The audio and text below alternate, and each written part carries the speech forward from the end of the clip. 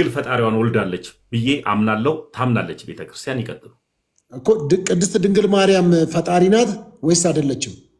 ድንግል ማርያም ቅድስት ድንግል ማርያም ፈጣሪ ናት ወይ ነው ያሉት እንጂ ፈጣሪን ወልደዋለች አላሉ። እኔ እኮ አሁን ይኸውልህ አንተ እንደምትፈልገው ወይም እናንተ እንደምትፈልጉት ለጆሮአችሁ በሚመች መልክ ሶፍት ሆኜ አልገባላችሁ። መልስ መልሻለሁ። ድንግል ፈጣሪዋን ወልዳለች።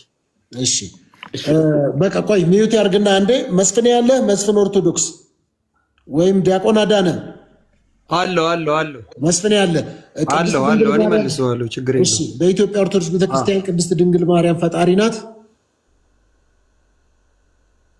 አይደለች? ኦኬ ስለዚህ አይደለችም ስላሉ መርጌታ ጽጌ ስትወጣው እርስዎ የኢትዮጵያ ኦርቶዶክስ ቤተክርስቲያን ቅድስት ድንግል ማርያምን ፈጣሪ ናት ብለው ያምናሉ ብለው ነው የሚከሱት እርስዎ? አዎ ማስረጃ አምጡ። በኢትዮጵያ ኦርቶዶክስ ተዋሕዶ ቤተክርስቲያን አዋልድ መጻሕፍት፣ በዜማ መጻሕፍት በተማርነው በግዕዙ እስከ አማርኛው ይሄ መጽሐፈ ዚቅ ይባላል። የኢትዮጵያ ኦርቶዶክስ ተዋሕዶ ቤተክርስቲያን ትንሣኤ ዘጉባኤ ማተሚያ ቤት የሚያሳትመው ለሊቃውንት ብቻ፣ ለዜማ መምህራን፣ ለቅኔ መምህራን፣ ለቀሳውስት ብቻ እየታተመ ለቤተክርስቲያን አገልግሎት የሚውል የዜማ መጽሐፋችን ነው። እዚህ መጽሐፍ የካቲት ኪዳነ ምሕረት የሚዜመው ዜማ እንዲህ የሚል ቃል አለው። ካስፈለገ ገጽ 140 ትክክል አይደሉም እኮ ግን ያውጡና ያንብቡት። አውጡና አንብቡት። ማስረጃ አይደለም ግን የተወሰነ ብቻ እድል ግን ስጠን። አሁንም አውጡና አንብቡት። ቆይ እንዲናርጋ አሁን መስፍኔ ስለሆነ የመለሰው ለመሰለህ ቆይ መስፍን አንድ ጊዜ ዳድ ወይ አልተረዳው ከሆነ አንድ ጊዜ ብቻ ተረዳኝ። እሺ መጀመሪያ እኔ የጠየቅኳቸው ሐሳብና አዋልድ መጽሐፍ እያለ ወላጁ መጽሐፍ ቅዱስ እያለ ከዚህ መጽሐፍ የተወለደውን ወላጁ መጽሐፍ ቅዱስ እያለ ስለ አዋልድ መጽሐፍ አይደለም እየጠየቅኩኝ ያለሁት። ለምሳሌ ያክል እኔ ነቢይ ጆሹዋ የሞተው የእሱን ገድል አላወራም። የእሱ መጽሐፍ እንደሚለው አይደለም። እሺ መጀመሪያ እያወራን ያለ ነው አይደለም። እንዲናድርጋሽ አዳምጠኛ አንድ ጊዜ እንዲናድርግና አልገባህ ንገረኝ። ዳድ ገባኝ። ታሙና መስፍኔ አዳነም አለ እዚህ እሳቸው የያዙት መጽሐፍ ቅዱስ የኢትዮጵያ ኦርቶዶክስ መጽሐፍ ቅዱስ አይደለም። መጽሐፍ ቅዱስ ፈጽሞ አይደለም። ይሄው እኔ ኦርቶዶክስ አይደለም መጽሐፍ ቅዱስ አልሰማማበትም። አንዴ ነው የኔ ጥያቄ። የኢትዮጵያ መጽሐፍ ቅዱስ አይደለም ያዙት። መጽሐፍ ቅዱስ አይደለም ያዙት። አንዴ ቆኔ ልጠይቃችሁ። የኢትዮጵያ ኦርቶዶክስ ቤተክርስቲያን ከምትጠቀምባቸው መጽሐፍት ውስጥ ወይም ለአስተምሮ ከምትጠቀምባቸው መጽሐፎች ውስጥ አንዱ አይደለም ወይ እሳቸው የያዙት? መጀመሪያ ኢየሱስን ያውቁታል ወይ? እዛ ጋር እኮ ነው አይደለም። በቆያ እንደ ምን ያገናኘዋል ከሱ ጋር? አይደለም እንትና መስፍኔ ያውራል። ወላጁ እያለ ተወላጁ ላይ ለምን ያወራል? መጀመሪያ እዚህ ላይ ለምን እናወራም? አይደለም። ይሄው መስፍኔ እሳቸው የያዙት መጽሐፍ እሺ፣ ለኔ እድል ስጡኝ እኮ ለመስፍኔ እድል ስጠው። እሳቸው የያዙት መጽሐፍ የኢትዮጵያ ኦርቶዶክስ ቤተክርስቲያን የምትጠቀምበት መጽሐፍ ነው አይደለም? ትቀበላለህ? አንደኛ ነገር አይደለም። አይ ተሐድሶ በራሱ እያሳተመ ስለሆነ አልቀበለውም። አትቀበልም? አይ ከቤተ ክርስቲያን አንጻር ሳይሆን እያዳመጥከኝ። እሺ ራሳቸው ኤዲት እያደረጉ የሚፈልጉትን እየጨመሩ ስለሆነ ተሐድሶች ያን አልቀበልም። እነሱ የሚገልጡትን አልቀበልም። ኦኬ። ስለዚህ ቤተክርስቲያን እያጣራች ስለሆነ ወይ አዳምጠኝ። ካሜራቸውን ወደ መጽሐፉ ያርጉና አንብበውና መጽሐፉ ልክ ነው ልክ አይደለም ብለህ መሞገት ትችላለህ እኮ። ቤተክርስቲያን እያጣራች ስለሆነ አሁን እየተረዳኝ ከሆነ ማለት ነው። አንደኛ ነገር ቤተክርስቲያኗ እያጣራች ነው። እንደዚህ አይነት ነገሮችን እልባት እየሰጠች ነው። አንደኛ እልባት መስጠቱ ውስጥም የተገባው ከምን አንጻር ነው ከተባለ የራሳቸውን እያስገቡ ቃላት እየጨመሩ ስለሆነ ነው። ያብሩትና ያሳዩን፣ በአደባባይ ያሳዩ። እሳቸው እንዳሉ በቤተ ክርስቲያናችን እንደዚህ አይነት አስተምሮ የለም ሙሉ ለሙሉ። ስለዚህ ባትሪ በግልጽ ያሳዩን። መስፍኔ ቃለ ሕይወት ያሰማልን። መስፍን ዲያቆን ዘማርያም ስለመጣ ከፍ አድርገው እኔን ታች አድርገኝ። ዲያቆን ዘማርያም ስላለው በገድላት ጉዳይ ማምንበት ዲያቆን ስለሆነ ይቻላል። እሺ ዲያቆን ዘማርያምን ከፍል አድርገው ወይ ከፍ አድርገው፣ እሺ እኔ ቦታ አድርገው። ዲያቆን እንኳን ደህና መጣ ዲያቆን ዘማርያም።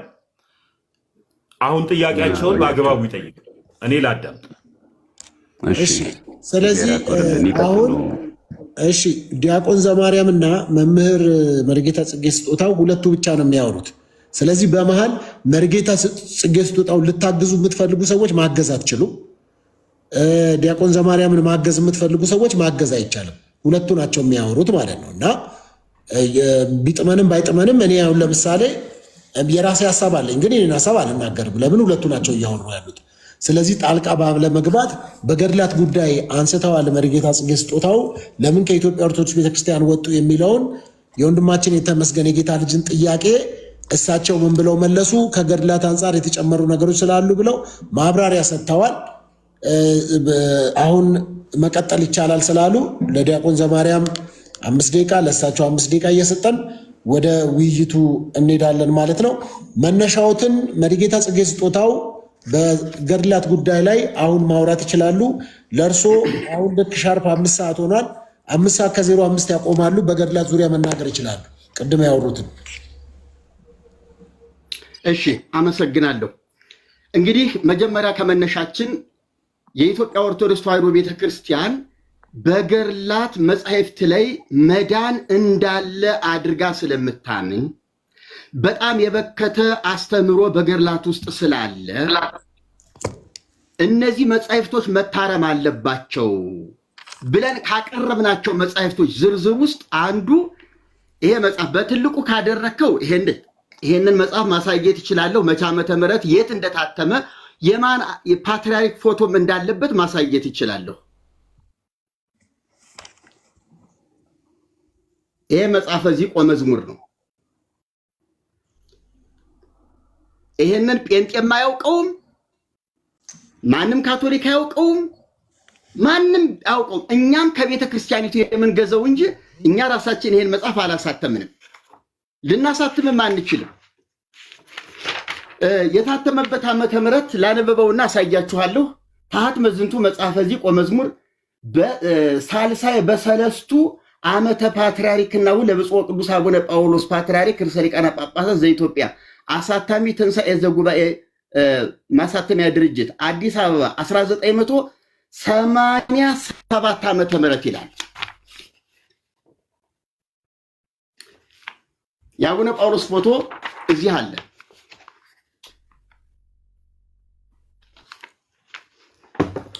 ይሄ መጽሐፍ እንዳልኳችሁ ሰንበት ተማሪዎችን አይመጥንም።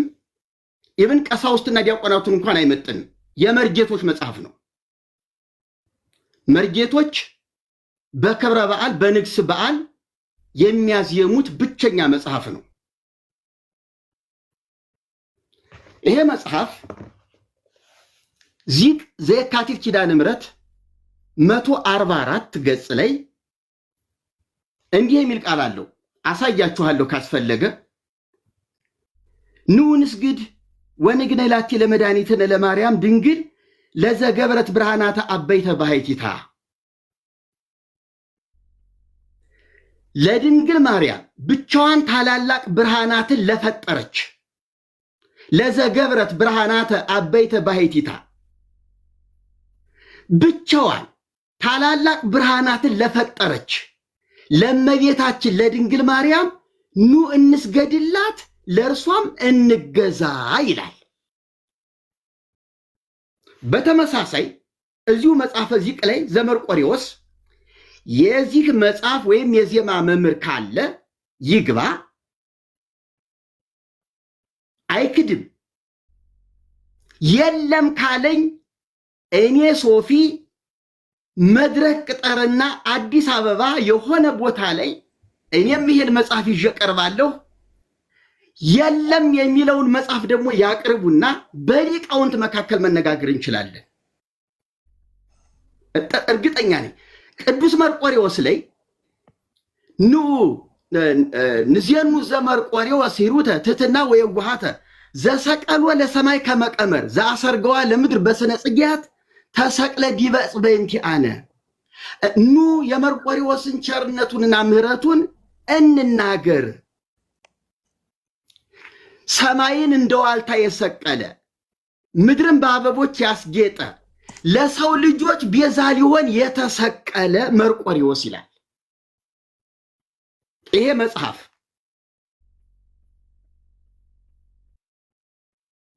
የለም የሚለኝ ካለ መጽሐፉን ሄዶ ማየትና እንደገና በቀጠሮ መገናኘት እንችላለን። እኔ ይህንን እንደ ናሙና እንደ ማስረጃ አቀረብኩኝ። በእያንዳንዱ ገድል ብጠቅስ ሁልቆ መሳፍርት የሌለው የቤተ ክርስቲያኒቱ ውድቀት የሆነ የሞት መንገድን የተሸከመ አለ። እኔ ገድል የሚባል አልቃወምም። ሲጀመር ጤናማ ገድልማ ሊኖር ግድ ነው። በመጽሐፍ ቅዱስ እኮ ገድል የሆኑ መጻሕፍቶች አሉ። የቅዱሳን አባቶችን ታሪክ የመዘገቡ መጻሕፍቶች እኮ አሉ። የቅዱሳት ሴቶችን የመዘገቡ እኮ መጻሕፍት በብሉይ ኪዳን አሉ። በአዲስ ኪዳንም እኮ አሉ እኮ ገድል ተብለው ሊመደቡ የሚችሉ። ነገር ግን ገድል ሲባል የክርስቶስን ቤዛነት በመጣስ ጸረ ክርስቶስ በመሆን ክርስቶስን ወደ ጎን ጥሎ እሱ የቤዛ መንገድ የሆነን ገድል ግን ራሱ ጻድቁም አያውቀውም፣ ጸሐፊው ያበላሸው ሊሆን ይችላል። እርግማን ነው የኛ ጥያቄ። በተለይ በዛሬው ውይይታችን የኔ ጥያቄ ድንግል ማርያምን ፈጣሪ አድርጓታል። የፈጣሪ እናት መሆኗንማ ሁሉም ክርስቲያን የሆነ ዓለም ያምናል። ኢየሱስ ክርስቶስ ፍጹም አምላክ ፍጹም ሰው እንደሆነ በፍጹም ሰውነት እንደወለደችው ከአብ ያለ እናት ቅድመ ዓለም ድህረ ዓለም ደግሞ ከመቤታችን ያላባት መወለዱን ማንም ያምናል። ክርስቲያን ነኝ የሚል የመጀመሪያው የክርስትና ትምህርቱ ይሄ ነው። ነገር ግን እመብርሃንን የጌታችንን የአምላካችንን እናት ፈጣሪዋን ወለደች በማለት ፋንታ እሷ ራሷ ፈጣሪ ናት፣ ሰማይና ምድርን ፈጥራለች፣ ታላላቅ ብርሃናትን ብቻዋን ፈጥራለች ብሎ ማለት ግን እርግማን ነው፣ ኑፋቄ ነው፣ ጣዖታዊ ልምምድ ነው። ድንግል ማርያምን ማክበር በዚህ መንገድ አይደለም። ብፁዕ ቅዱስ አቡነ ማትያስ ባለፈው ዝክረ ኒቅያ ስብሰባ ላይ እኮ አዋልድ መጻሕፍቶቻችን ላይ ችግር አለ፣ በሊቃውንት ጉባኤ ሳይታረሙ ማለት የለባቸውም ብለው ሰዓት ጨርሰዋል። ይቅርታ ዘማርያም መቀጠል ችላለ። ከ6 ሆኗል። ሰዓት የምታሳዩኝ ሰዎች እኔ ስለማይ ነው። ልክ ከ11 ሲጀምሩ እኔ ሰከንዶቹን ስለማያቸው ነው። እኔ ጋር ሰከንድ ስላለኝ ነው። ዘማርያም መቀጠል ይችላሉ። እሺ፣ እግዚአብሔር ያክብርልኝ። የኔንም በትልቁ ታደርግልኝ ደስ ይለኛል። አሁን እሳቸው ከገለጹት ነገር ላይ ያነሳው ጊዜ ከምገድል መጽሐፍ ቅዱስ ማስረጃው እናቅርብ። መጀመሪያ መጽሐፈ ዚቅ ወመዝሙር የሚለው ለዘገብረት ብርሃናተ ባህቲታ የሚለው ለዘገብረት ማለት ሲጀመር የፈጠረች ማለት ነው። ሲጀመር ቤተክርስቲያናችን ኢየሱስ ክርስቶስን ፈጣሪ ትላለች እንጂ ድንግል ማርያምን ፈጣሪ አትልም ብላም አታውቅም። ይሄን መስታወቁ ዘመስቀል ላይ በግልጽ ቤተክርስቲያን ቃል በቃል ለእሉ ክሌቱ ፍጡራን በማለት እመቤታችንን ፍጡር መስቀልንም ፍጡር በማለት ታውቃና ማስረጃ ብቻ ማቅረብ ነው። ለዘገብረት ማለት ገብረ ለሴት ሲሆን ደግሞ ገብረት ሲባል ፈጠረች ማለት ነው። ማሳያዎችን እናቅርብ ከመጽሐፍ ቅዱስ ማለት ነው። ያው ከመጣሽ ማርያም ታምጣሽ ብለን ማለት ነው። ለምሳሌ በመጽሐፍ ቅዱስ ላይ ገብረ የሚለው ቃል ለእግዚአብሔር በመፍጠር አንቀጽ ይነገራል። ለምሳሌ ራእይ ዮሐንስ ምዕራፍ 14 ቁጥር 7 ላይ እንመልከት። እንደዚህ የሚል ቃል ማለት ነው። በታላቅ ድምፅም የፍርዱም ሰዓት ደርሷልና እግዚአብሔርን ፍሩ ክብርም ስጡት ካለ በኋላ ሰማይና ምድርን ባህርንም የውሃንም ምንጮች ለሰራው ስገዱለት። አሁን ለሰራው የሚለው ቃል በግዙም እንደሚለው እዚህ ጋር ብንቀይረው በግዙ ኑሪ ነገር ለዘገብረ ይላል። ለእግዚአብሔር ሲሆን ለሰራው ማለት ለፈጠረው ማለት ነው። ምንም ጥያቄ የለውም። እዚህ ጋር ሰማይና ምድር ለፈጠረው ለዘገብረ ይላል። ለዘገብረ ማለት ግን በሙሉ ግን በቃ እንደው የፈጠረች ማለት ነው አይደለም። ለምሳሌ በኦሪት ዘፍጥረት ምዕራፍ 27 ቁጥር 17 እንመልከት። 27-17 እንዲህ ይላል፣ ርብቃም የሰራችው ምግብ የሰራችውን ጣፋጭ መብልና እንጀራውን ለልጇ ለያዕቆብ በእጁ ሰጠችው ይላል። የሰራችውን የሚለው በግዕዙ ምንድን ነው የሚለው? ተመልከቱ ጋር ዘገብረት ውስተ እዴሁ ለያዕቆብ ወልዳ ነው የሚለው። ዘገብረት ስለሚል ምግቡን ፈጠረችው እያለ ነው። ዘገብረት የሚለው ቃል ባገኘን ቁጥር መፍጠርን ብቻ የሚገልጽ አገባብ ነው አይደለም። በቀዳሜ ገብረ እግዚአብሔር ሰማየ ወምድረ ስንል በመጀመሪያ እግዚአብሔር ሰማይና ምድር ፈጠረ እንላለን። እዚህ ጋር ግን አይ ዘገብረት በግዕዝ ባገኘን ቁጥር ግን መፍጠርን ነው ብቻ የሚገልጸው እንዴት እንላለን? ምክንያቱም ኦሪት ዘፍጥረት ምዕራፍ 27 ቁጥር 17 ላይ የሰራችውን ምግብ ምን ብሎ ገልጾት እናገኛለን? የሰራችውን ነው የሚለው። ግን በግዕዙ ምን ብሎ ይነግረናል? ይሄኛው እዚሁ ቃል ዘገብረት ነው የሚለው። ታላላቅ እንደውም እንዳያስቷችሁ ተጠንቀቁ የሚለው የሊቃውንት ጉባኤ እኚሁ የተሐድሶ መናፍቃን ያወጡትን ጥያቄ የሊቃውንት ጉባኤ ሲመልስ ምን ብሎ ነው የመለሰው? መጽሐፈ እዚህ ላይ ያለው ለዘገብረት የሚለው ተአምራተ ባህቲታ ነው የሚለው። ብርሃናተ የሚለው ተአምራተ ባህቲታ ብሎ በዋናው በድጓው እንዲታረም የሊቃውንት ጉባኤ ያዘዋል። ስለዚህ ዘገብረት ማለት የፈጠረች ድንግል ማርያም ፈጠረች የሚል ትምህርት የለንም ሲጀምር። ገቢረ ተአምራት ታደርጋለች፣ አዎ ታደርጋለች። በማን? በእግዚአብሔር ኃይል። ምን ጥያቄ ያለው? ስለዚህ ለዘገብረት አሁን እዚህ ጋር ዘገብረት ስለሚል አሁን የያዕቆብ እናት ርብቃ ፈጠረች ማለት ነው። አንደኛ ሌላ አንድ ማስረጃ ልጨምር። ገብረት የሚለው ቃል ለሴት በሚነገርበት ጊዜ መፍጠርን ብቻ ሙሉ ለሚናገር ሰው ማለት ነው። መጽሐፍ አስቴር ከመጽሐፍ ቅዱስ የምንወስዱ ከየትም አንወስድም እኛ። መነሻችን መጽሐፍ ቅዱስ፣ መዳረሻችን መጽሐፍ ቅዱስ ሆነ ማለት ነው። መጽሐፍ አስቴር ምዕራፍ 6 ቁጥር 14 ላይ እንደሚል ቃል እናገኛለን።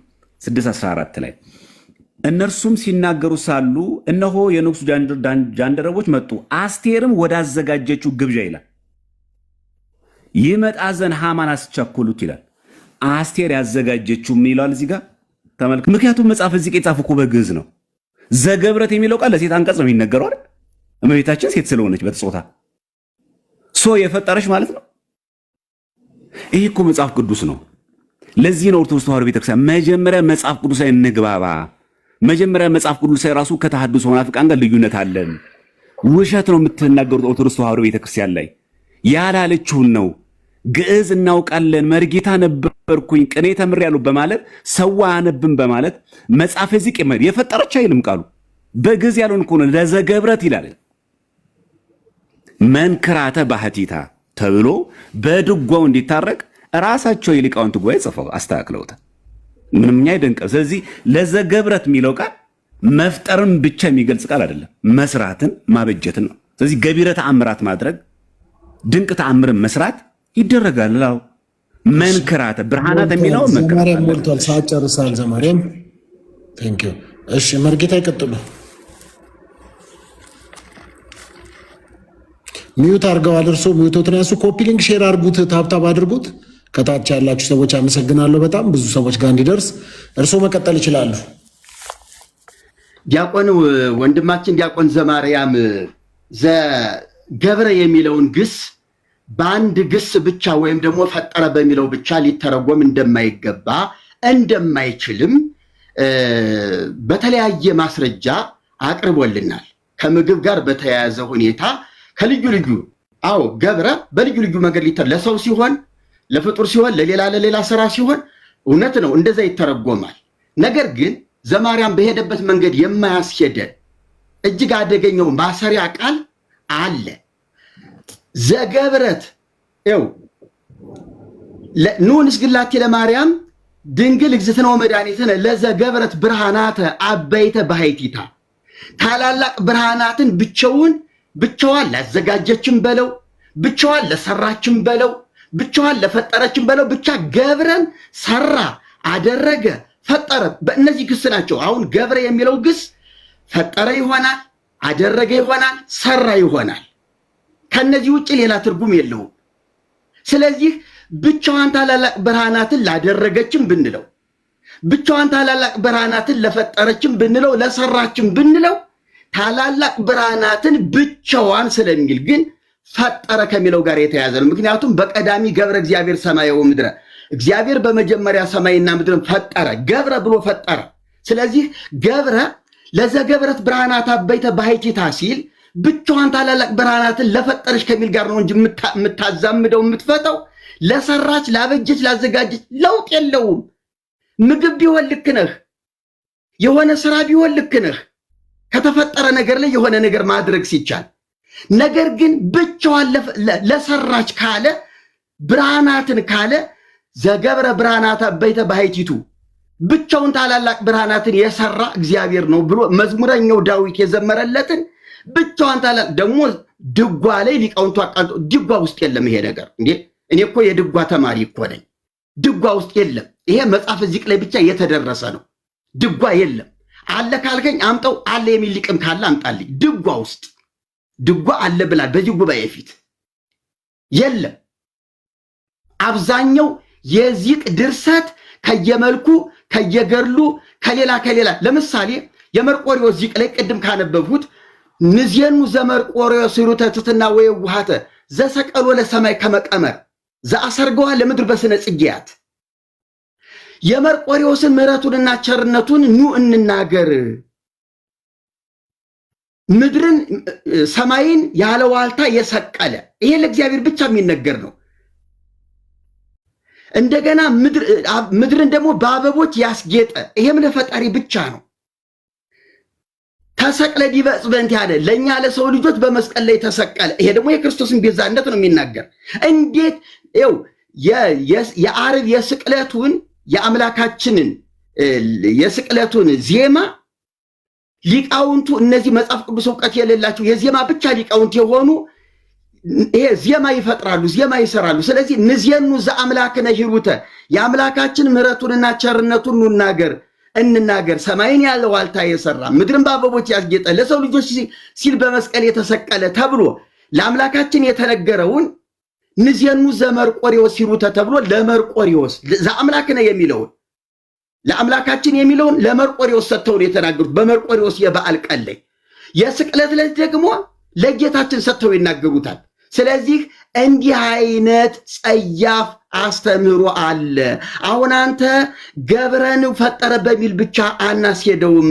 ሰራም ብትለው አደረገም ብትለው የው ነው፣ ሌላ ትርጉም ያመጣልህ። ታላላቅ ብርሃናትን ብቻዋን ለሰራች፣ ታላላቅ ብርሃናትን ብቻዋን ለፈጠረች፣ ታላላቅ ብርሃናትን ብቻዋን ላደረገች ምንም ለውጥ አያመጣም። የው ነው፣ አንድ ነው መልእክቱ። ስለዚህ ወንድሜ ስተት አለ፣ እውነት ነው። በዚህ ነገር ላይ ቤተክርስቲያናችንም አሁን አምናለች። የእርማት ሊቃውንት ተመድበዋል ነው እንጂ ማለት ያለብህ ቤተክርስቲያናችን እንዲህ አታምንም ልትልም አትችልም። እንዴ ተው እንጂ ህዝበ ሊቃውንት እኮ ይታዘባል። እንዴ የቤተክርስቲያኒቱ ሊቃውንት መምህራን እኮ አሉ የሚታዘቡህ። እንደዚህም አትልም።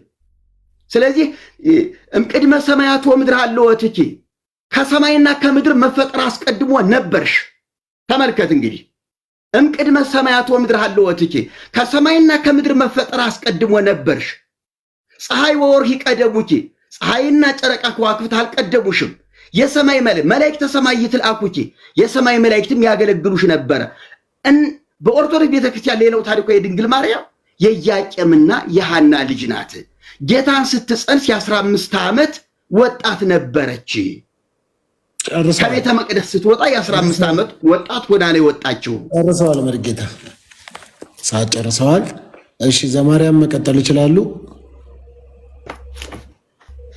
እሺ እስቲ ውሸቱን ደግሞ ኒዮስቲኬት እንዳመጣው እንዳያስቷችሁ ተጠንቀቁ ይላሉ የሊቃውንት ጉባኤ። መናፍቁ ጌታቸው ገድል ወይስ ገደል ብሎ ላሳተው መጽሐፍ ይህን ስታይ ሲመለስ ሳይጠው ማን ነው? የኢትዮጵያ ኦርቶዶክስ ተዋሕዶ ቤተክርስቲያን። አሁን የተናገርኩትና ሊቃውንት ይታዘቡሃል ያሉኝን እስቲ ነግሩኛል። እሺ ይህ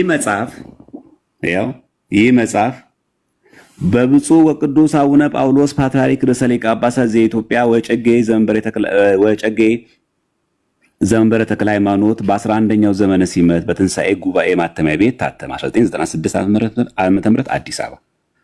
እሺ ይኸው ንዑንስ ግን ንግኔ ላቲ ንዑድ ፈሰውን ታሰባቲ የሚለውን አነሱና እዚህ ላይ እንዲህ የሚል ቃል በትልቁ አድርገኛ እንዴ ለዘገብረት ብርሃናተ አበይተ ባህቲታ ይላል። ለዚህ ምሮ መለሱ የሊቃውንት ጉባኤ በመሰረቱ ይላል መደበኛው ዚቅ አንተ አላየኸውም እንጂ ያ መናፍቁ ጌታቸው ለሱ መልስ ሰጠ የሊቃውንት ጉባኤ ማለት ነው። ይኸው ገጽ 27 ላይ ነው። ወይም እውነትን ለመናገር አልፈለክም እንጂ መደበኛው ዚቅ ለዘገብረት መንክራተ ይላል እንጂ ለዘገብረት ብርሃናተ አይልም።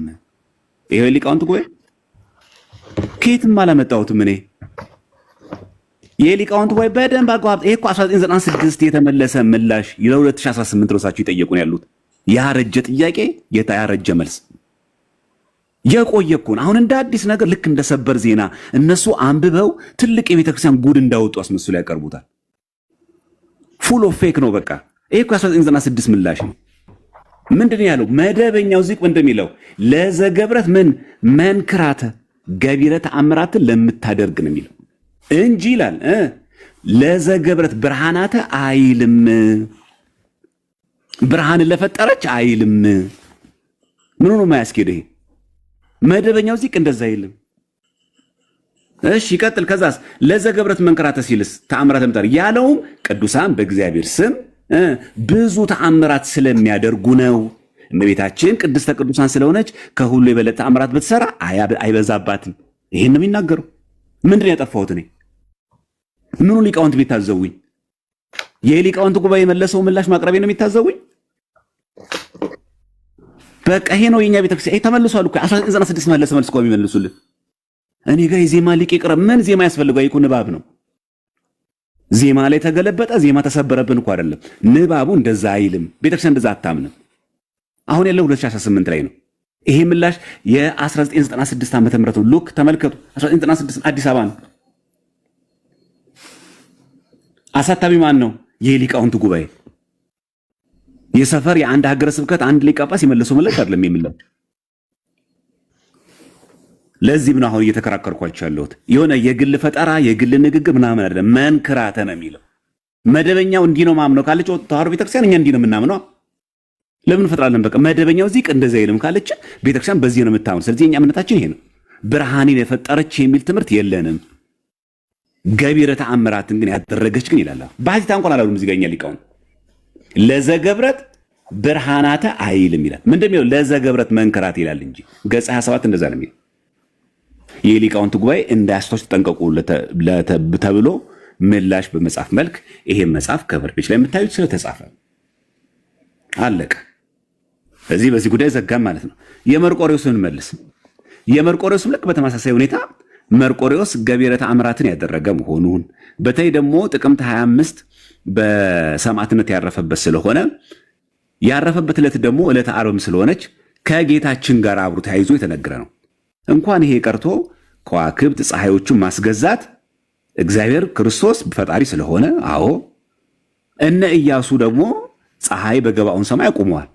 ኢያሱ ፈጣሪ ሆኖ አይደለም። በኤሎም ሸለቆ ጨረቃ እንዳይንቀሳቀስ አድርጓል። ምንም አይደንቅም። ይሄ ፍጡራን እኮ ነው ይሄን የሚሰሩት። የፈጣሪ ቦታ ተክተው አይደለም፣ በፈጣሪ ኃይልና በፈጣሪ ስልጣን መሆኑን የሚያሳይ። እሺ ሞልቷል። ስለዚህ ጨርሰዋል። እሺ ይቀጥሉ መርጌታ። አመሰግናለሁ። መደበኛ ዚቅና ኢ መደበኛ የሚባል ዚቅ ስለሌለ እሱንን ሐሳብ አልቀበለውም።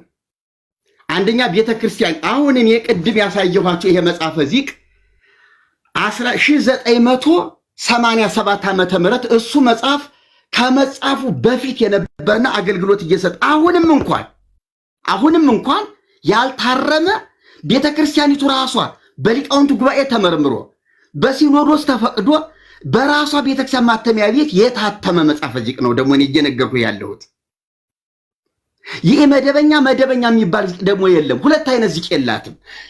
ሊቃውንት ጉባኤው በወቅቱ ተርበትብቶ መልስ ስጡ ተብሎ ተጨንቆ ስለነበረ መላምት ፈጥሮ ነው። እኔ ይህን መጽሐፍ አሳያለሁ ደግሞ ምን ገመና እንዳለው። ስለዚህ 1987 ዓመተ ምህረት እሱ 96 ዓመተ ምህረት ነው መልስ የተሰጠበት ታቀቡኬ። ይሄኛው ደግሞ እሱ ከመጽሐፉ በፊት ዋና አገልግሎት እየሰጠ የነበረ መጽሐፍ ነው። አሁንም ነው እያልኩ ያለሁት።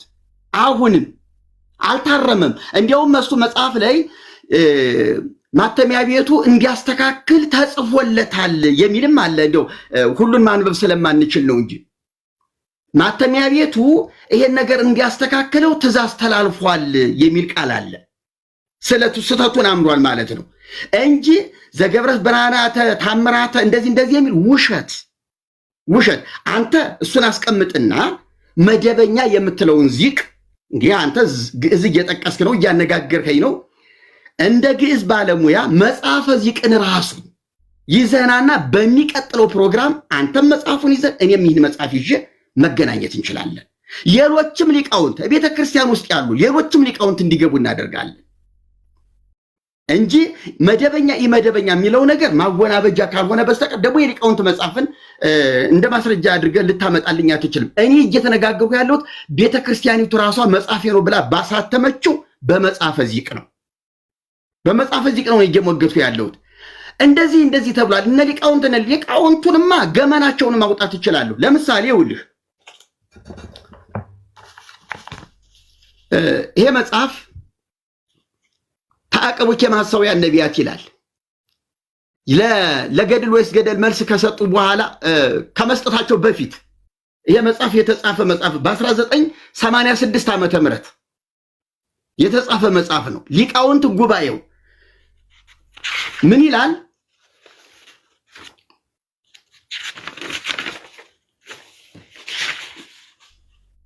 ከሐሰተኞች መምህራን ተጠበቁ ይልና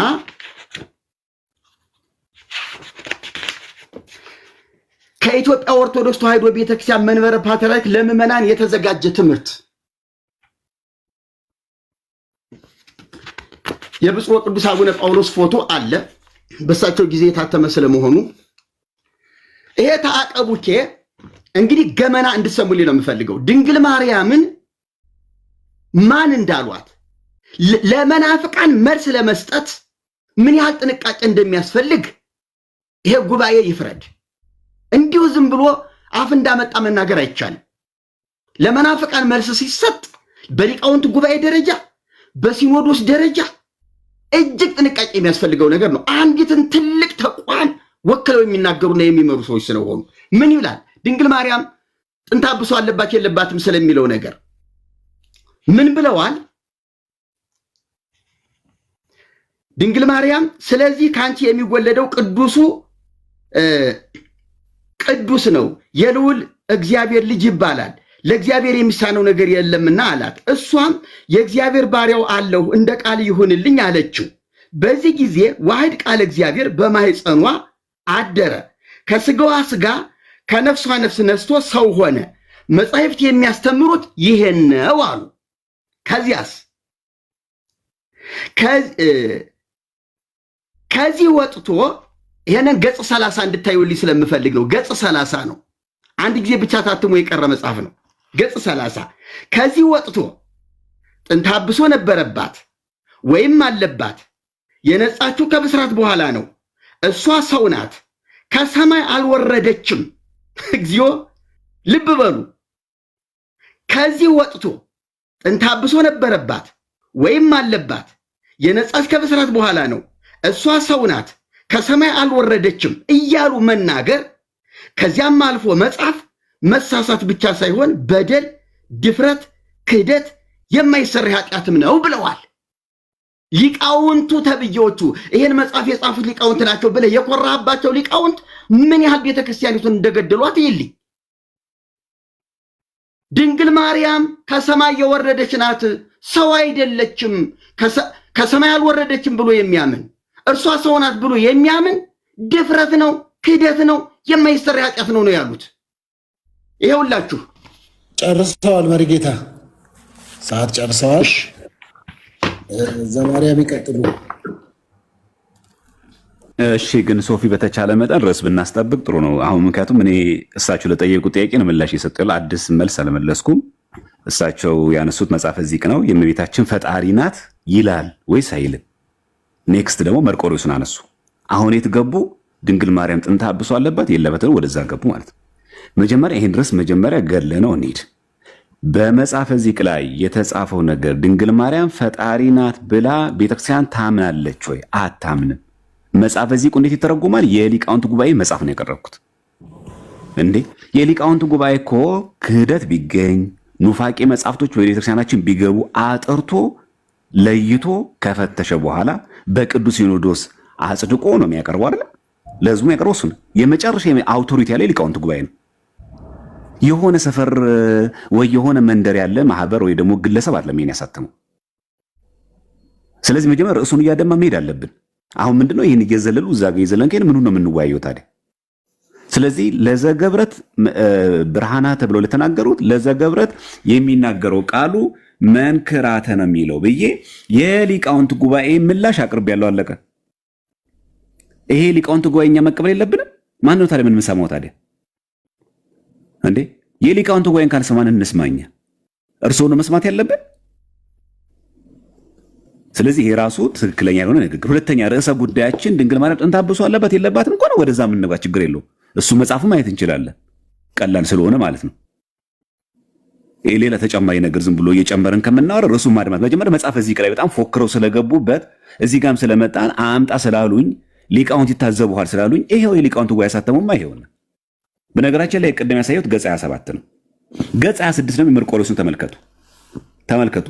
አንተ ባታውቀው ነው እንጂ ይላሉ ለመርቆሬዎስ ሲመልሱ፣ ለዚህ መናፍቁ ማለት ነው የሊቃውንት ጉባኤ ባታውቀው ነው እንጂ ይህን ቃል ቅዱስ ያሬድ በመጽሐፈ ድጓው ለጌታ የተናገረው የምስክርነት ቃል ነው።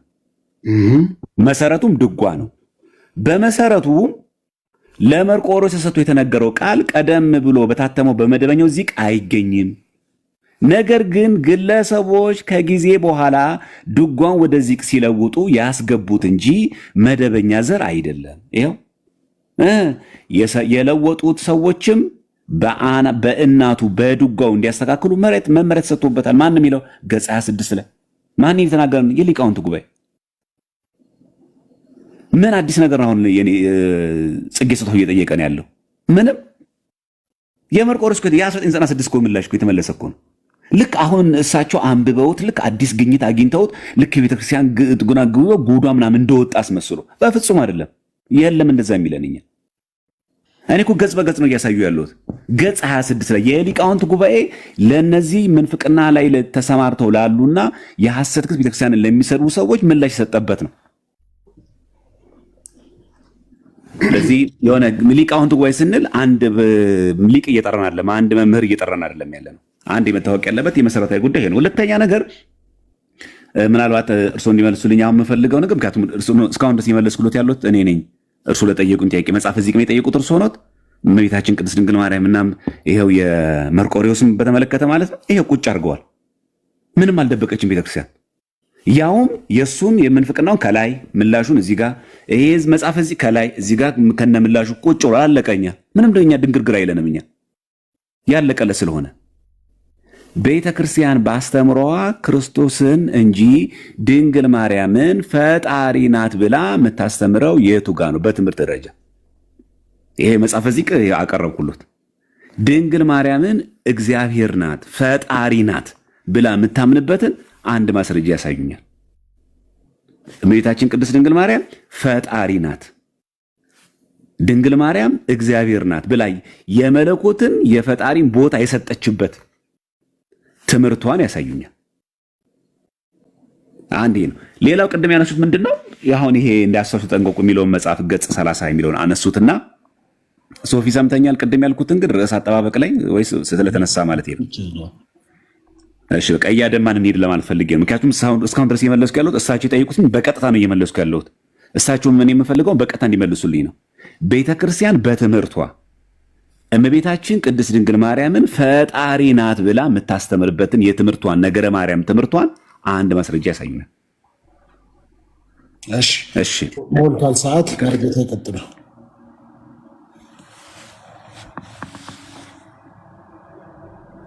ሚዩት አንሱ መሪጌታ ሚዩተው ተናንሱት። ሚዩት ኖት የቤተ ክርስቲያን ትምህርት ነው። መጽሐፈ ዚቅ ማለት የቆሎ ተማሪ ከእናት ከአባቱ ቤት ወጥቶ ድርቆሽ እየለመነ እየበላ መከራውን ላቡን ጠብ አድርጎ ተምሮ የምስክር ወረቀት ተቀብሎ የሚመጣበት ነው። በትምህርት ደረጃ ያልከው ዝም ብሎ የጸሎት መጽሐፍ አይደለም። መጽሐፈ ዚቅ ማለት የማህሌት መጽሐፍ ነው። በኢትዮጵያ ኦርቶዶክስ ተዋሕዶ ቤተክርስቲያን በተዘረጋችበት በመላው ዓለም መጽሐፈ ዚቅ የሌለበት ቤተክርስቲያን የለም። እጅግ አስፈላጊ ስለሆነ ማህሌታይ ስለሆነ ስለዚህ ከትምህርት ውጪ ዝም ብሎ ተስፋ ገብረ ሥላሴ ያሳተመው ወይም ደግሞ እንትና ያሳተመው የተባለ መጽሐፍ አይደለም። ቤተክርስቲያኒቱ በግሏ በራሷ የዜማ መጽሐፌ ነው ብላ በራሷ ማተሚያ ቤት ያሳተመችው መጽሐፍ ነው። ይሄንን የቤተክርስቲያኒቱ አስተምሮ አይደለም ካልከኝ መጽሐፉን እየፈራኸው ስለሆነ ምንም ልረዳህ አልችልም። ቤተክርስቲያኒቱ ይኸውልህ አንተ የሊቃውንት ጉባኤው በመደበኛው በድጓው ለእግዚአብሔር የነበረውን ለጌታችን የነበረውን ለመርቆሬዎስ ይሄ አይደል እንደኛ ጥያቄ ተበክሏል። ቤተክርስቲያኒቱ ብክለት ገብቶባታል፣ ውድቀት ገብቶባታል፣ የፈጣሪ ለፍጡር ሆኖባታል። ይሄ እኮ ነው የኛ ጥያቄ። አሁን እኮ ሊቃውንት ጉባኤ ተብየው እኮ ሶፊ ጥያቄ ስላቀረብኩኝ መልሴን እየተመለሰልኝ አይደለም። እንደዛ አንተ እየመለስኩልህ ነው። አሁን ለምሳሌ ቆይ እየመለስኩልህ ነው። ሶፊ ለእርሱ አይደለም ማናገር አይደለም። ጊዜን ልጠቀም፣ ጊዜን አታባክንብኝ። ፖዝ አድርግላቸው። ሰዓታቸውን ችግር የለም ግን ምን መሰለህ አካሄድ አሁን አንተ ምንድን ነው ዘማርያም አልተመለሰልኝም እያልክ ያለኸው? ያልተመለሰልኝ ምን መሰለህ አሁን ለምሳሌ እሳቸው መጽሐፈ ዚቅን አንስተዋል የሚጠቀሱልኝ ያነሱልኝ እሱ ነው አይደለ? ይሄን ቤተክርስቲያን እንዴት ስላለች ከዛ ምን አልኩኝ የሊቃውንት ጉባኤ በቀጥታ ጥያቄውን በተመለከተ የመለሱትን ሁለቱንም የመርቆሬዎስን ቤታችንም አሳይቻለሁ። ልክ እኔም እንደዚህ እሳቸው ይጠይቁኝም በመጽሐፍ እንዳሳየው እሳቸውን በመጽሐፍ ይሄን በዚህ ምላሽ እንደዚህ ከተመለሰ እሳቸው መጽሐፍ ቤተክርስቲያን በትምህርቷ ክርስቶስን ሳይሆን ድንግል ማርያምን ፈጣሪ ናት ብላ የምታስተምርበትን አንድ ማስረጃ ከመጽሐፉ ገልጦ ያሳዩኝ ነው እያልኩ በቀጥታ መጽሐፍ ገልጦ ያሳዩኝ። እኔ ማብራሪያቸውን አልፈልግም። ልክ እንደኔ ቪዲዮን ያዞሩትና ከመጽሐፍ ጠቅሰው ያሳዩኝ።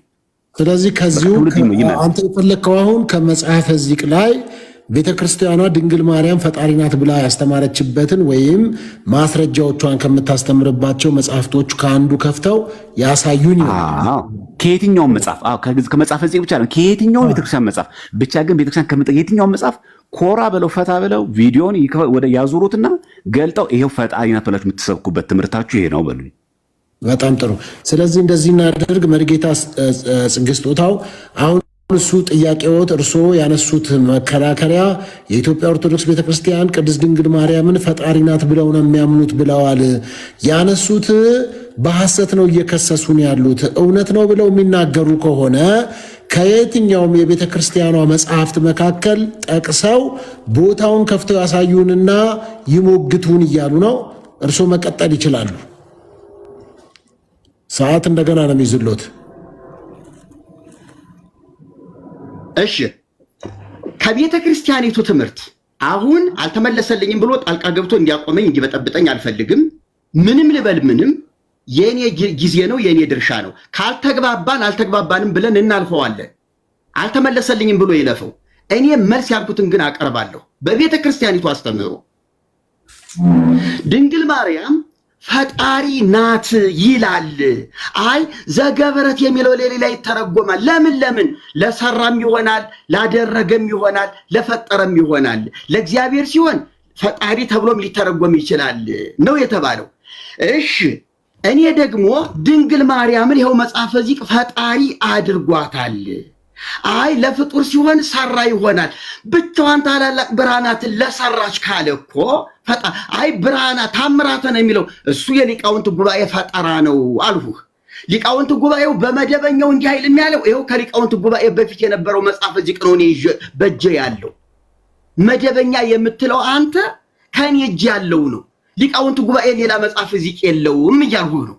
ድንግል ማርያም ፈጣሪ ናት። በቃ ታላላቅ ብርሃናትን ብቻዋን ለሰራች፣ ታላላቅ ብርሃናትን ብቻዋን ላደረገች፣ ታላላቅ ብርሃናትን ብቻዋን ለፈጠረች ለድንግል ማርያም እንስገድላት፣ ለእርሷም እንገዛ ብሎ ፍጡርን እናምልክ፣ ለእሱ እንስገድ እያለ ነው። ሌላ ምንም ተልኮ የለው። የመርቆሬዎስን ብለህ መልስ የሰጠው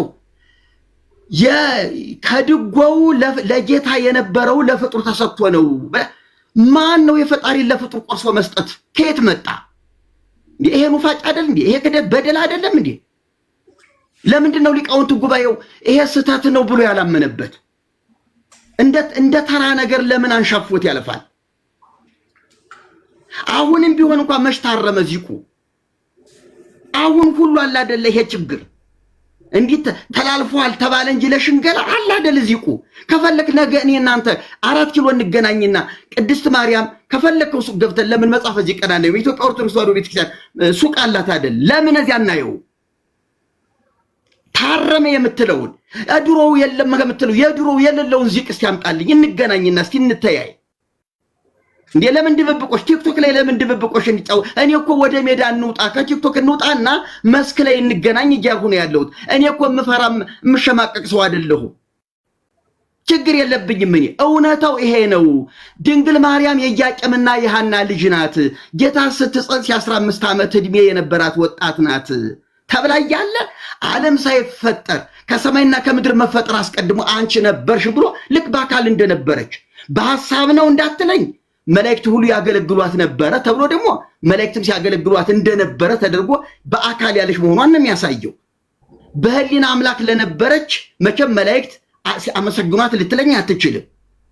ከሰማይና ከምድር መፈጠር አስቀድሞ አንቺ ነበርሽ፣ የሰማይ መላእክት ያገለግሉሽ ነበር ማለት ምን ማለት ነው? የፈጣሪን ቦታ መስጠት አይደለም እንዴ? ስለዚህ ወንድሜ ድንግል ማርያም አዋልድ መጻሕፍት እንደው ዋና እናትና መከራከሪያ ነጥባችን አድርገን ስላነሳናት ነው እንጂ ብዙ ሌላም ነገር አለ። እርሱ አልተጠበቀልኝም ስለምትለኝ ድንግል ማርያም ላይ ብቻ ባለው ብንወያይ በቂ ነው ለኔ። ስለዚህ ድንግል ማርያም እዚህ ላይ ፈጣሪ ናት። ምንም ወዲያ ወዲህ ልትለው አትችልም። እኔ ይኸውልህ አንተና እኔን የሚዳኘን የሚታዘበን ማዕት ህዝብ አለ እዚህ ታች። እንዴ እኔ ልንገርህ፣ እኔ ቤተ ክርስቲያኔ ለማዋረድም ለማሳፈርም የምናገር ሰው አይደለሁም። ለቤተ ክርስቲያኔ ክብር አሁንም ቢሆን ነውራችን ይወገድ፣ ገመናችን ይውጣ፣ ይገልበጥ፣ ይጥፋ፣ በእውነተኛው ኦርቶዶክሳዊነት እንቁም ነው የኔ አቋም እንጂ እኔ ስተትን አድበስብሶ ንጽሕት ናት ቅድስት ናት ምናምን በሚል መፈክር አይደለም እኔ። ስለዚህ ይሄው መጽሐፉ ያኔ ድሮም የተባለው አሁንም ያለው መጽሐፈ ዚቅ ይኸው ነው። ምንም ወደፊት ወደ ኋላ የሚባል ሊቃውንት ጉባኤውን መጽሐፍ ይዘህ ጨርሰዋል። ሰዓት ጨርሰዋል። እሺ ዘማርያም ይቀጥሉ ይችላሉ። እንዳያችሁት ነው እንግዲህ ክርስቲያኖች ምንም ምላሽ የለም። እንደምታዩት ነው ምንም ነገር የለም። በቃ የምታዩት ምንድነው ምላሹ? ደጋግሞ ያንን ነገር ትችት፣ ነቀፌታ፣ እንገናኝ 4 ኪሎ ምናምን እና ቤተ መንግስት አለማለቱትም ጥሩ ነው። እንደውም እኔው እስቲ መልሱን እዚህ ጋር ነው።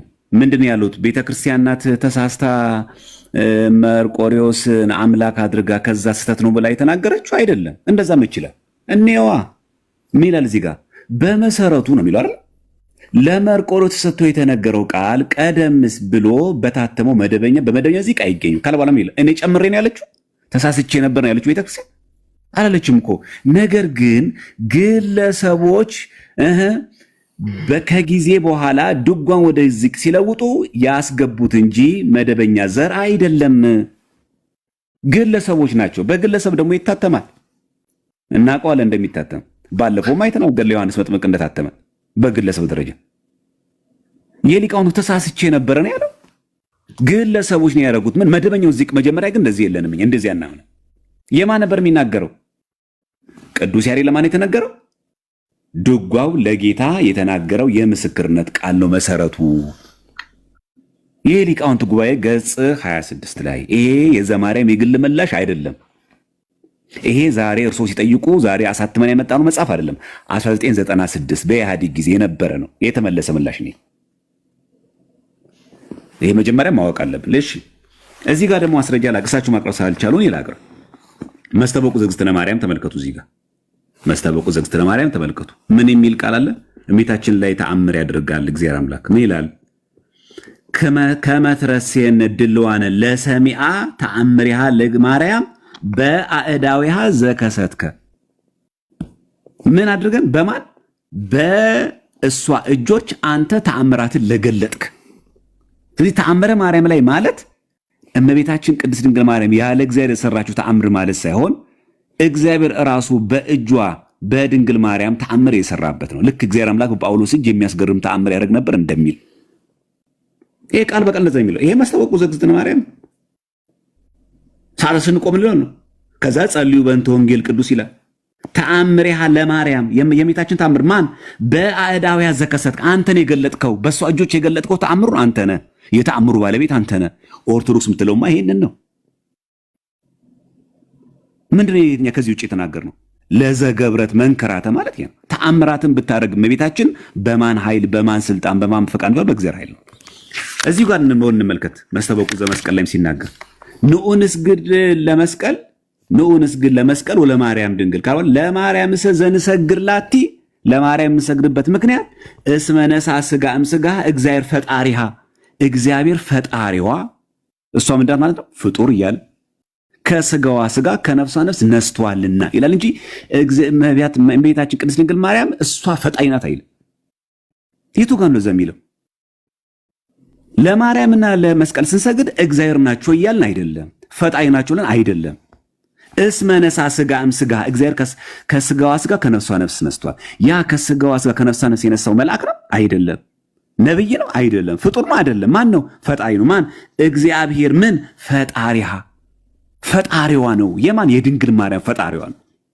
ቅዱስ ኤፍሬም ሶርያዊ በሃይማኖት አበው ላይ ድንግል ፈጣሪዋን ወለደችው እንዳለ ማለት። አሁን የፈለኩት ይሄንን ነው። ከየትኛውም ቤተክርስቲያን መጽሐፍ ላይ ድንግል ማርያም ፈጣሪ ናት ብላ ቤተክርስቲያን የምትሰብክበት ካለ አሳዩኛሉ። አንድ አላሳዩኝ። የለም። ምንድነው የሚሻላቸው? በቃ ይሄ መጽሐፍ እዚህ እየደጋጉ መተቸት፣ የሊቃውንት ጉባኤ መስደብ፣ መንቀፍ፣ እሱም በመስደብና እሱም በማዋረድ መዋል። አልልም እኔ እንደዚህ ለዘገብረት የሚለው ለዘገብረት መንከራተን የሚለው ድንቅ ተአምርን ለምታደርግ ነው የሚለው እንጂ ሰማይና ምድርን ብርሃናትን የፈጠረች አይልም። እንደዚህ አላምንም አለ ሊቃውንት ጉባኤ። እንደዚህ አይነት ትምህርት የለኝም አለ። ምንድናቸው እያሉ ነው ያሉት? ጸጌ ስጦታ ደግሞ አይ ብላችሁ መኑ፣ አይ እንደዛ ብላችሁ ማመን አለባችሁ። እኔ የምለውን እሳቸው የሚሉትን ክደት እኛ መድገም እንድንፈልግ ይፈልጋሉ። አንድ ደግሞ ማኛ ትምህርት የለንም እንደዛ ትምህርት። ይሄ ደግሞ የሰጠን ማን ነው? እግዚአብሔር አምላክን የሰጠን። ለምን ማንኛውም ነገር እንከን ቢገኝ በግለሰብ ታይቶ የሚታረም ሳይሆን ያለን እኛ ሊቃውንት ጉባኤ ያሉባት፣ ቅዱስ ሲኖዶስ ያለባት፣ መዋቅር ያላት፣ ኃላፊነት ያለባት፣ አባቶች ያሉባት፣ እንከን እንኳን ቢኖር ማረም የሚችሉ ሊቃውንት ያሉባት ቤተክርስቲያን ውስጥ ያለ ነው። በዚህ እኛ እድለኞች ነን እንጂ ብድግ ብሎ የሆነ ግለሰብ የሚያርሙ ያስተካክለው ነገር የለም። የመርቆሬዎስም ይሄው እዚህ ጋር ተቀምጧል። የድንግል በቀጥታ የመለስኩሎት። እርስዎ ግን በቀጥታ ልክ እንደዚህ መጽሐፍ አሳይተው ቤተክርስቲያን ከምትጸልዩን ጸሎት ይችላል ከአዋልድ መጽሐፍቶቹ ደስ ካሉት መጽሐፍ ድንግል ማርያምን በፈጣሪ ቦታ ተክታ ፈጣሪ ነሽ አንቺ ሰማይና ምድር የፈጠረሽ የምትሰብክበትን አሳዩን። የለም፣ ከየትም ሊመጣ አይችልም። የለንም፣ እንደዚህ ትምህርትም አይኖረንም እኛ። እሺ ሰዋል ዘማርያም። እሺ እንግዲህ ቅድም አንደኛው ነገር መርጌታ ጽጌ ስጦታው ሲናገሩ የነበሩት ያው በዚህኛው ሀሳብ ላይ እዚህ ላይ እንጨርስና ገድላት ጸረ ክርስቶስ ናቸው ብለው ሁለተኛ ንግግር የተናገሩ ስለነበረ በሱ ዙሪያ ይናገሩና ከዛ ዘማርያም ስላለ በሱ ጉዳይም ስለሆነ የመጣው እንቀጥላለን ማለት ነው። መቀጠል ይችላሉ። አሁን ይቅርታ አድርግልኝና በቃ ድንግል ማርያም ፈጣሪ አለመሆኗን ማመን አለባቸው። አለበዛ ማስረጃ ያምጡ። እዚህ ጋር ይቅርታ መጠየቅ አለባቸው። ቆይ ደምረው። እሺ ስለዚህ ያው መቀጠል ይችላሉ። መርጌታ አመሰግናለሁ። ገድላት፣ ድርሳናት፣ የታምራት መጻሕፍቶች የሚባሉት በቅዱሳን ስም የተጻፉት በሙሉ ጸረ ክርስትና ናቸው። የክርስቶስን አዳኝነት ያፈርሳሉ፣ ይቃወማሉ። የራሳቸውን የደህንነት መንገድ ዘርግተዋል፣ አዘጋጅተዋል ነው አንዱ የኔ ተቃውሞ። ለምሳሌ ታምረ ማርያምን መጥቀስ በሰፊው እንችላለን። ወደ ሌሎች ገድላት ትንሽ ወሰድ ላድርጋችሁና በገድለ ገብረ መንፈስ ቅዱስ፣ በገድለ ተክለ ሃይማኖት፣ በገድለ ክርስቶስ ሰምራ በእነዚህ እንኳን ያሉትን ነገሮች ብንመለከት ከፍተኛ የሆነ አጋንንታዊ ልምምድ አለ። በገድለ አቡነ ተክለ ሃይማኖት ወናሁ ትመውት በሕማመ ብድብድ ወለዛቲ ሕማመ ከሬስያ ከመስቅለቴ፣ እነሆ በክፉ ሞት በተቅማጥ ትሞታለህ። ብድብድ የሚለው ቃል በግዕዙ ወረርሽኝ ነው። ስለዚህ ወረርሽኝ የሚለውን ቃል ራሱ የገዳሙ መነኮሳት ባሳተመው ገድለ ተክለ ሃይማኖትም ተቅማጥ ብሎታል። ሊቃውንት ማነው የትንሣኤ ዘጉባኤ ማተሚያ ቤት ያሳተመውን ገድለ ተክለ ሃይማኖት ተቅማጥ ብሎታል። እኔና ዘማርያም የሚያነጋግረን ሊቃውንቱም ይሁን የገዳሙ መነኮሳት በተቅማጥ በክፉ ሞት ትሞታለህ፣ ይችን እንደ ስቅለት የቆጥርልሃለሁ ብሏቸዋል። ስለዚህ የተክለ ሃይማኖት ተቅማጥ ወይም ቅዘን ከክርስቶስ ደም ጋር እኩል ነው፣ መድኃንን ይሰጣል ይላል። ሌላው ሐሙስና እሁድ እባብ የገደለ መንግስተ ሰማያት ይገባል ይላል። እኛ የምንድነው በክርስቶስ ደም እንጂ በእባብ ደም አይደለም ነው እኛ እያልን ያለ ነው። ይሄ ድቅም አስተምሮ ታሪክ ሊሆን አይችልም። ሰይጣን አምኖ ተገርዞ መንኩሶ መንግስተ ሰማያት ገባ።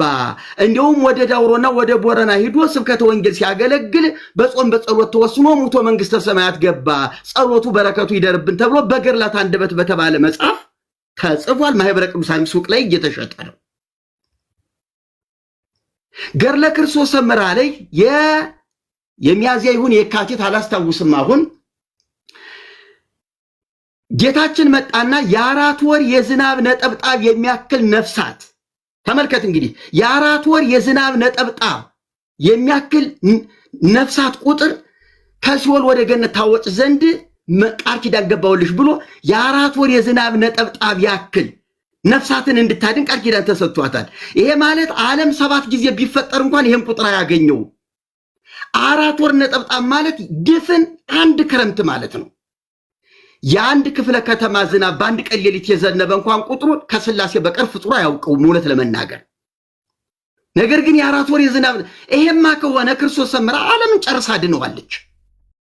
እሺ ጨርሰዋል። ነገሩ ተጠናቋል። እሺ ዘማርያም ቀጥሉ። እሺ በተቻለ መጠን ግን መጽሐፉን እያሳየን ቢሆን በጣም ይመረጥ ነበረ። እኔው የቅድሙን አንድ ነገር ላሳይና ስተቱን ይሄ መጽሐፍ ስለጠቀሱት ማለት ነው። የእመቤታችን ነገር አንዱ ርዕሰ ገድል ወደ አንዱ እየዘለልን ያለ ነው። እስካሁን ድረስ አንድ መረጃ አልመጣልኝም። እመቤታችን ቅድስት ድንግል ማርያምን ቤተክርስቲያን ፈጣሪ ናት ብላ በግልጽ የጻፈችበትን ማስረጃ አምጡ። በቃ ትክክለኛው አሁን ነገር ማፍረጥ ያለብን እዚህ ጋር ነው። ብዙ ርዕሰ ጉዳይ በአንድ የመርገጥ አይደለም። ሰው መድማት አለበት። ርዕሰ ጉዳይ አንድ ርዕሰ በደንብ ማድማት አለብን። ከመጣሽ ማርያም ታምጣሽ ብለን ማለት። ከዛ ውጭ ግን አንዴ ገድለ ተክለ ሃይማኖት፣ አንዴ ገድለ ክርስቶስ ሰምራ፣ አንዴ መርቆሬዎስ እየዘለልን ስንሄድ ግን በቃ በጥባጭነት ነው የሚሆነው። የመረጃ ሰው ነው መሆን ያለብን። መጽሐፉ ማሽከርከር አይደለም ማየት ነው ያለብን። እሺ እንዳያስቷችሁ ተጠንቀቁ የሚለው መጽሐፍ ጠቅሰው አዲስ አበባ ሐምሌ 4 86 ይሄን ያሳዩን። ይሄ አይደል ያሳዩ። በቃ አለቀ። ይሄን እኔው ምንድነው ያለው እዚህ ጋር እመቤታችን ጥንተ አብሶ የለባትም ይላል። ከዛስ እመቤታችን ቅድስት ድንግል ማርያም ጥንተ አብሶ አለባት ላሉት ቤተክርስቲያን ስለእመቤታችን የምታስተምረው ትምህርት የምታምነው እምነት የምታስተምረው ትምህርት በሰማይ በምድር ካሉ ፍጡራን ሁሉ የተለየች ከፍተኛ ነው። እሺ የተለየና ከፍተኛ ነው። አምሳያ እኩያ ጓደኛ አላት ብላ አታስተምርም።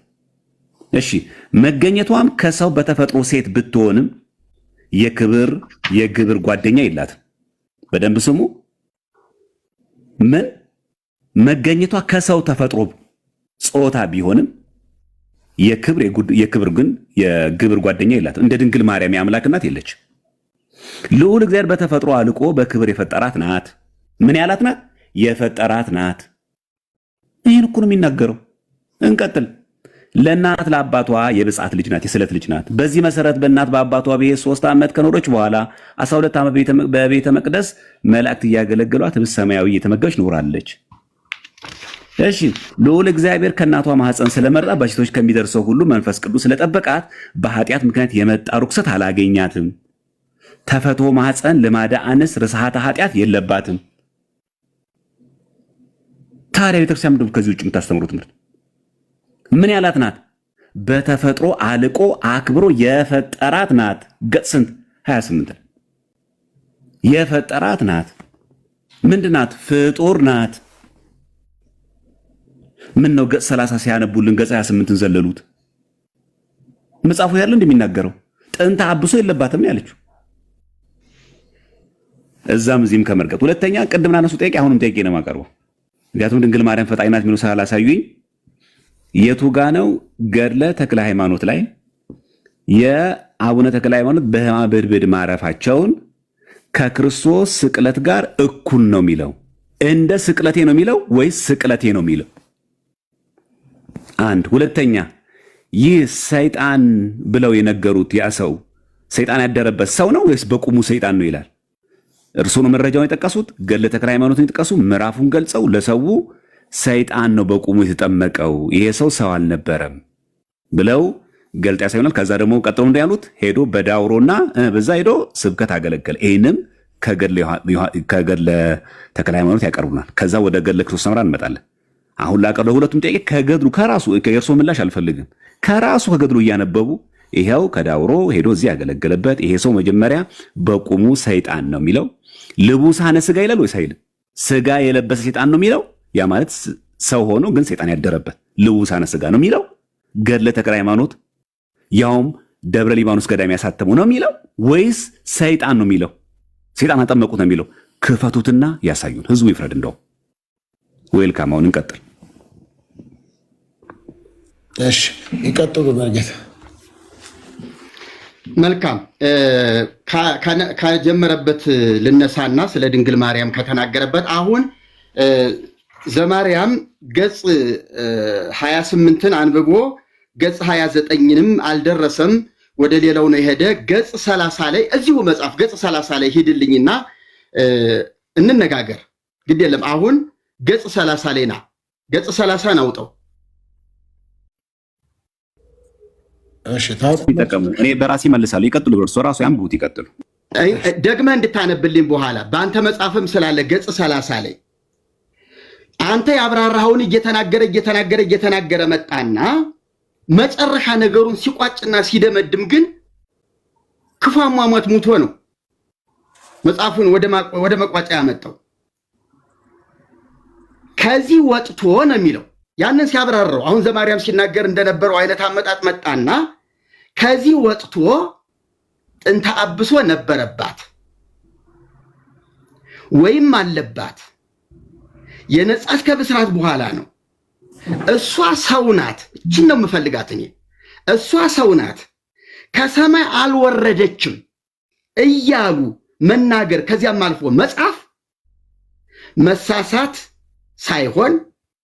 መሳሳት ብቻ ሳይሆን በደል፣ ድፍረት፣ ክህደት የማይሰራ ኃጢአትም ነው ይላል። እንግዲህ ከዚህ የበለጠ ድንግል ማርያምን አምላክ ወደ ማድረግ ያን ያህል ከፍታ መሄድ ምንም ማብራሪያ አይጠበቅብኝም።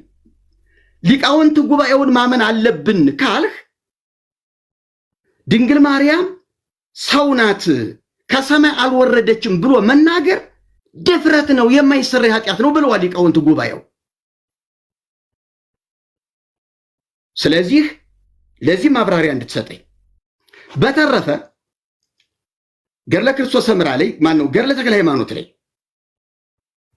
አለ ያልከውን ከመጽሐፉ አሳየኝ ያልከው መጽሐፎች በሙሉ አሁን ቢሮ ናቸው ያሉት። እዚህ ላይ የሉም። እዚህ ክፍለ ቤቴ መኖሪያ ቤቴ ላይ የሉም። ካስፈለገ አንተም ታውቀዋለህ፣ እንዴት መጽሐፉ እንደሚል አንተም ታውቀዋለህ። ወናሁ ትመጉት በሕማመ ብድብድ ወለዛቲ ሕማመ ከሬስያ ከመስቅለቴ፣ እነሆ በክፉ ሞት በተቅማጥ ትሞታለህ። አንዲት ፊደል እንኳን ከግዕዝም በአማርኛም አልሸራረፍኩም። ሳመነዥከው የኖርሁት እጸድቅበታለሁ ብዬም ሳነበው የነበረ አሁን ደግሞ ለመቃወም በደንብ ተዘጋጅቼ የመጣሁበት ስለሆነ አልሳሳትም፣ አልዋሽም፣ ራሴንም እንደዚህ አላረክስም። እነሆ በክፉ ሞት በተቅማጥ ትሞታለህ። ይህችንም ተቅማጥህን እንደ ስቅለቴ፣ የክርስቶስ ስቅለት ዓለምን ለመዋጀት ለዓለም ቤዛ ነው የሆነው። እንደ ስቅለቴ ካለውና ካነጻጸረው የተክልየ ተቅማጥም እንደ ክርስቶስ የክርስቶስን ቤዛነት ያክል ስፍራ አለው ማለት ነው። ሌላው ፈጠን ልበልንህና ሰይጣን የሚለው በቁሙ ሰይጣን ነው ጋኔን ነው ወይስ ልቡሰ ሥጋ ነው ያልከው? መጀመሪያው እኮ አባታችን አቡነ ተክለ ሃይማኖት ደቀ መዛሙርቶቻቸውን ይዘው ወደ ታያቸው ስለዚህ ጋኔን በሰው ላይ የሚያድር ጋኔን ነው ሲጀመር። አንዳንድ ሰዎች አይ ሰውም እንደ ስራው ሰይጣን ይባላል የሚል መላምት ተሰጥቶበታል። ይሄ ግን ለየት ያለ ነው። ጋኔን በሰው ላይ ያደረ ነው። ስለዚህ እሳቸው ደግሞ አማተቡበት እና ጋኔን በሰው የሚያድር ጋኔን ነው በቁሙ እንጂ ልቡሰ ስጋ የለም እንደዚህ የሚባል ነገር ጋኔን ነው። ራሱ ቃሉም ጋኔን ነው የሚለው። ይሄንን በሚገባ አውቃለሁ፣ እርግጠኛ ነኝ። እኔ ዛሬ ብቻ አይደለሁም፣ በሚቀጥለው ሶፊ ማስረጃችሁን አጠናክራችሁ የሚለ ከሆነ መጽሐፎችን ስብስብ አድርጌ ልቅም አድርጌ ራሷ ቤተክርስቲያኒቱ ያሳተመችው የተስፋንም እንኳን አይደለም ሌላ ግለሰብም አይደለም። አሁን አንተ ቅድም ገርላት በግለሰብ ይታተማሉ አልክ። መጽሐፈ ግን በግለሰብ አይታተምም። ድጓ በግለሰብ አይታተምም። የዜማ መጻሕፍት በቤተክርስቲያኒቱ ብቻ ነው የሚታተሙት። እምሞግት ቤተክርስቲያኒቱ ባዘጋጀችው መጽሐፍ ነው። ስለዚህ እኔ ዝም ብሎ ማንም ነጋዴ ባሳተመው አይደለም። ገድለ ክርስቶስ ሰምራንም የጠቀስኩልኝ ቤተክርስቲያኒቱ ራሷ ባሳተመችው ነው። ገዳሙ አብሮ ባሳተመው ነው። ይሄ የነጋዴ ጉዳይ አይደለም። ነጋዴስ ቢሆን ተስፋ ገብረ ሥላሴ አይደል ለረጅም ዘመናት ቤተክርስቲያኒቱን እያሳተመ እያከፋፈለ አሁን ሁሉ አይደል የገብረ ሥላሴ መጽሐፍ በቤተክርስቲያኒቱ በቤተ መቅደስ ተሰግስጎ ያለው የግለሰብ ነው። አይመለከተንም ትላለህ እንዴ? ይመለከታል። ጨርሰዋል መርጌታ። እሺ ሶፊ፣ አሁን ከዚህ በኋላ መቀጠል ያለን አይመስለኝም። ምክንያቱም ርዕስ ያነሳው አካል ርዕሱ ላነሳበት ነገር ታማኝ መሆን አለበት እንጂ ቢሮ ላለ መጽሐፍ እዚህ ጋር ማንሳት ተገቢ አይደለም። ምክንያቱም አሁን እኔ የገባሁት እዚህ አንተ ጋር ስገባ ማስረጃ እያሳየን መጽሐፍ እየገለጥን ማናሳይ ከሆነ እኔ ቢሮ ለተቀመጠና ቤቴ ለተቀመጠ ማስረጃ ምን ቢሆን አሁን እዚህ ጋር ማወራው? ወይ መጀመሪያ ርዕሱን አለማውራት ነው በቃ። በዚህ ጉዳይ ላይ ተዘጋጅቼ መጽሐፉን አደራጅቼ ስመጣ እንወያያለን። ዌልካም። እኔ ገልጬ መጽሐፍ ገጽ በገጽ ማሳይበት፣ እሳቸው ግን እንደዚህ ይላል ግን ቢሮ ስላለ እንዲህ ብለህ ተቀበለው ብሎ መናገር አይቻልም። እንዴት ይሆናል? እኔ ማስረጃ ሳይ እሳቸው ግን በንግግር ብቻ የሚገልጹት እንዴት ነው የሚሆነው? ዘመኑ የሰለጠነ ነው። መጽሐፍ ገልጦ መናገር። መጽሐፍ አጠገባችን ከሌላ አፋችን መሰብሰብን ያለብን። ትዝ ያለን ሁሉ ማውራት የለብንም። ምክንያቱም በእርግጠኝነት ስለምናገር ነው። ገድለ ተክለ ሃይማኖትን የጠቀሳቸው ስለሆኑ ማስረጃውን የመጥቀስ ግዴታ የለብኝም። የጠቀሱሳቸው ስለሆኑ ከፍተው ግን መጽሐፉ ላይ ልቡሳነ ስጋ ማይል ከሆነ እኔ ይቀጣለሁ። ለዛ ነው ክፈቱ ያልኳቸው። አሁን ክፈቱ ስላቸው መጽሐፉ የት ነው አሉ? ቢሮ ነው ያለው አሉ። መጽሐፉን ገልጦ ማሳየት አለበት።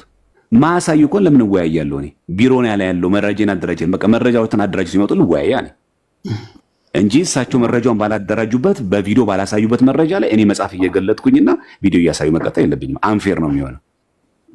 ስለዚህ መቀጠል አለብኝ ብዬ አላስብም። ሶፊ መረጃ በሌለበት ማለት ነው። እሺ ምን ይመስሎታል መርጌታ? ትንሽ ደቂቃ 1-2 ደቂቃ ስጠኝ። ገድሉን አንደኛውን ገድል ገዳሙ ያሳተመውን አግኝቼዋለሁ።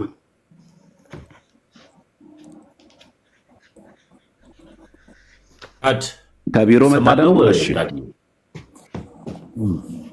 ሰማለው። ድንገት የማርያምም ሲያስረዳም መሪጌታ ጽጌም ሲያስረዱም ደቂቃ የሚያንሳቸው ከሆነ ጠይቃቸው፣ ደቂቃ መጨመር ካለበት ቢጨመር ሞር ደግሞ ደቂቃ እንጨምራለን። ከዛ በፊት ግን እሳቸው መረጃ የሚሉትን መጽሐፍ ያገኙና እና ጥያቄ የሆነብኝ እሳቸውም እየጠየቁ ነው። የማርያምም እንዲጠይቅ እድሉ ቢመቻች ነው ምለው። አመሰግናለሁ።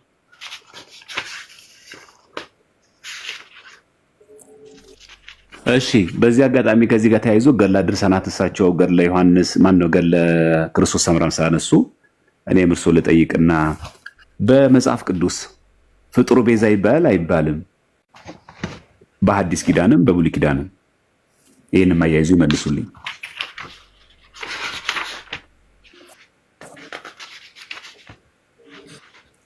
እሺ አያይዘው ይመልሳሉ። ከ5 ደቂቃ በላይ ካስጨመርኳቸው ሰዓት እያስጨመርኩ ነው ማለት ነው። ዘማርያም ለአንተም እጨምራለሁ ማለት ነው። ሰዓት እታች ያላችሁ ሰዎች እንዳትጨነቁ። ለአንዱ ሰዓት ረዝሞ ለአንዱ ያጠረ እንዳይመስላችሁ። ዝም ካልኩኝ ዝም ያልኩበት ምክንያት ለሁለቱም ጨምር ነው ማለት ነው። ስለዚህ እናድርግ። አግኝተዋል እርሶ መረጃዎትን መርጌታ? ሁለቱን አግኝቻለሁ።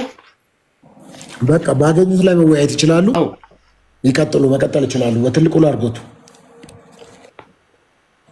እሺ ወእምዝ ይሄ ምዕራፍ 48 ገዳሙ ያሳተመው ነው። ገዳሙ ያሳተመው ምዕራፍ 48 ገድለ ተክለ ሃይማኖት፣ ታምረ ተክለ ሃይማኖት፣ መልካ ተክለ ሃይማኖት በግዕዝ በአማርኛ ነው የሚለው።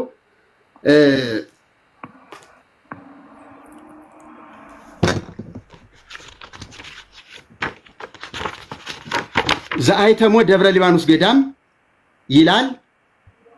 2004 ዓመተ ምህረት የታተመ ገድለ ተክለ ሃይማኖት ነው። 2004 ዓመተ ምህረት ምንድን ነው የሚለው? ምዕራፍ 48 በነገራችን ላይ ቤተ ክህነት ያሳተመው፣ ተስፋ ገብረ ሥላሴ ያሳተመው፣ ገዳሙ ያሳተመው በገጽ ልዩነት አለው። ምክንያቱም መቅድም ሲጽፉ አንዱ ሰፋ አድርጎ መቅድም ማብራሪያ ሲጽፍ፣ ለምሳሌ ገዳሙ ገድለ ተክለ ሃይማኖትን ሲጽፍ በግራኝ መሐመድ ጊዜ ጥቃት የደረሰባቸውን መነኮሳቱን ታሪክም ከመግቢያው ላይ ሰፋ አድርጎ ስላስገባ ገጹን አሸጋሽጎታል። ስለዚህ ይሄንን ገጽ ይዛችሁ የቤተ ክህነት ያሳተመውን ብታዩት ላታገኙ ትችላላችሁ። ስለዚህ ገጽ ስናገር የዚህን መጽሐፍ ገጽ ብቻ እንደተናገርሁኝ እንድትገነዘቡልኝ እፈልጋለሁ። 246 ገጽ ላይ ነው። ወእምዝ እዚያ ሶስቱ አቡነ ተክለ ሃይማኖት ውስተ አይጉር ነበረ አሐተ ዕለት ሀበ ድንጋጌ ባሕር ወወፃ ጋኒ። ቪዲዮ በርቶ ወደ መጽሐፉ አድርገው ያሳተመው ማን እንደሆነና ቪዲዮን በርቶ እያስነበቡን ቢያደርጉ ቪዲዮን ያዙርና ወደ መጽሐፉ ያሩልን እያየ እንድናየው። ቪዲዮን ያዙ። ቪዲዮ ወርቃማ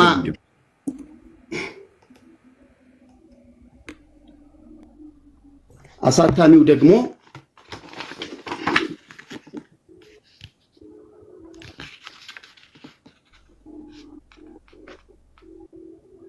ስለዚህ ቪዲዮን ወደ መጽሐፉ ያርጉትና እያነበቡ ይንገሩ።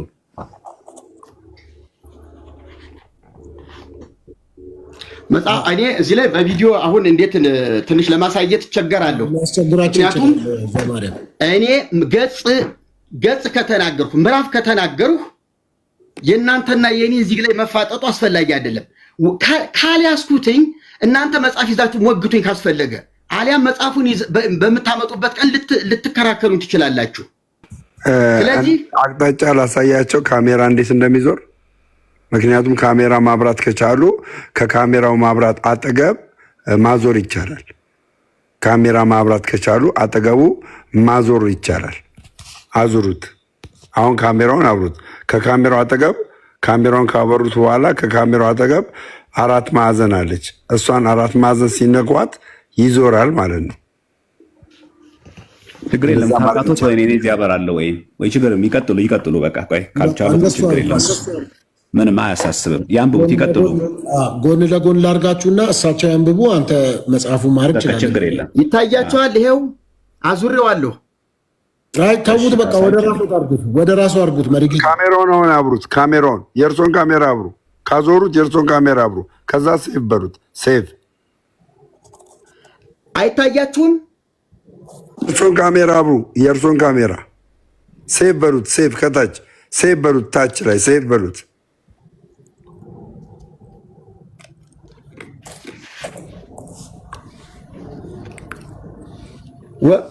ቆንጆ ነው። ይቀጥሉ።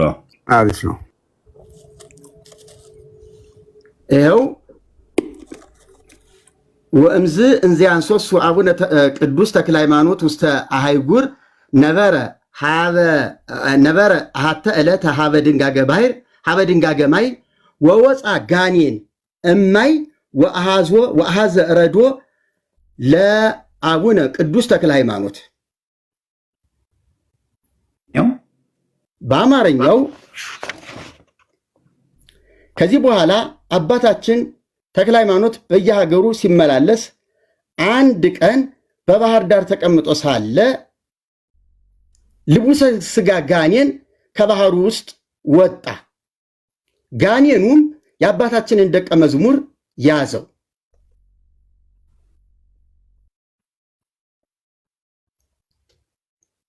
ልቡሰ ሥጋ ምን ማለት ነው? ልቡሰ ሥጋ ማለት ሥጋ የለበሰ ሥጋ የለበሰ ማለት ሰይጣን ማለት ነው።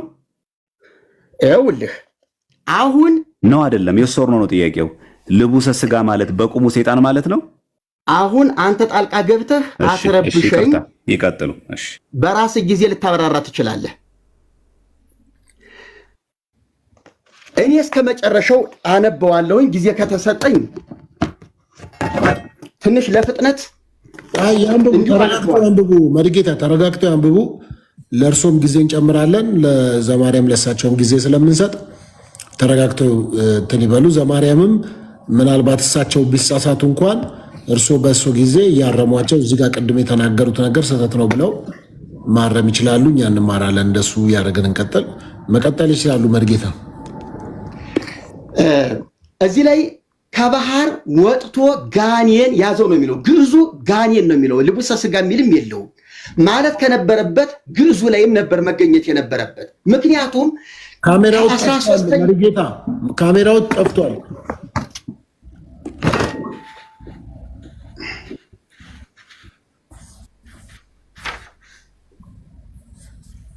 ራሳቸው ያዙሩት። አዞረዋለሁ፣ ወደ እርሱ አድርጉት።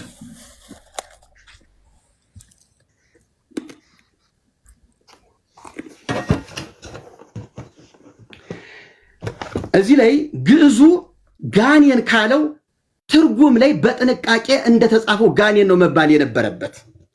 ልቡሰ ስጋ ከተባለ ግዕዙን እስካሁን ድረስ ከ13ኛው መቶ ክፍለ ዘመን ጀምሮ እስከ አፄ ኃይለ ሥላሴ በአማርኛ እስከታተመበት ጊዜ ድረስ ጋኔን ስትሉ የኖረች ቤተክርስቲያን አሁን ተሐድሶ የሚባል ቡድን ተነስቶ ለምን እንዲህ ተባለ ብሎ ሲጠይቃት ልቡሰ ስጋ ብንለው ይሻላል ተብሎ ወደ አማርኛ የተንሻፈፈ ትርጉም ተመጥቷል።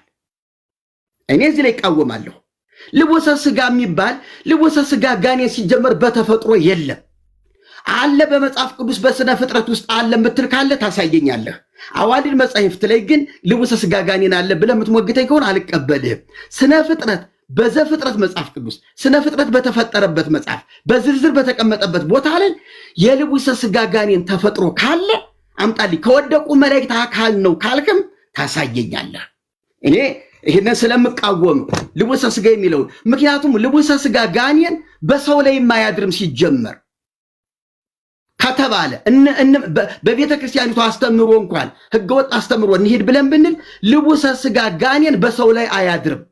የራሱ የተልከሰከሰ ብቻውን የሚኖር ብስባሽ እየበላ እየለቀመ የሚኖር መንፈስ ነው። ስለዚህ ጋኔን ነው በመጽሐፍ ቅዱስ በሰፊው የተገለጠው። ጋኔን በሰዎች እያደረ እንደሚያሳስት ይህ አይደለም ብቻውን። ይሄ ጋኔን ከደቀ መዛሙርቶቻቸው ላይ በአንዱ ሲያድርበት አማትበው ስልጣኑን ሻሩበት ይላል። ከዚያ በኋላ ሊትሄድ ትፈልጋለህ ወይስ ምን ታደርግ ሲሉትኝ አይ ስልጣኔን ሽረዋልና እኔ ካንተ ጋር ነው የምኖር አላቸው። አመንኩሰው ገርዘው ይላል። ሲጀመር መንፈስ አይገረዝም። መንኩሶ መጽደቅም አይችልም። የወደቀ ጋኔን ነው፣ ለዘላለም የተጣለ ነው። አይ ልቡሰ ስጋ ይድናል ችግር የለውም በየትኛው መጽሐፍ ቅዱስ የለም። ልታመጣልኝ አትችልም። ካለ አምጣና 66 መጽሐፍ ቅዱስ ውስጥ ታሳየኛለህ። ይሄ አንዱ የመጽሐፉ ውድቀት ነው። ሌላው በዚህ መጽሐፍ ውስጥ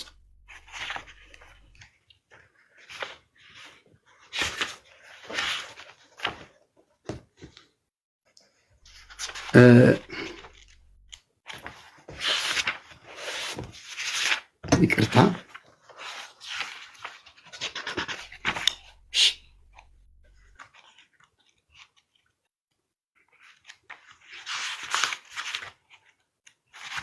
ዳድ ደቂቃ እሳቸው እስኪያወጡ ዘማሪ ዝራ የሚል አለ። እስኪ ያስገባው።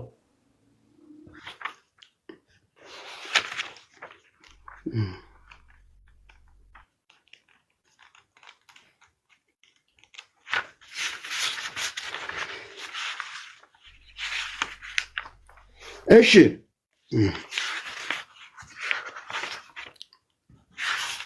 ያሳዝናል።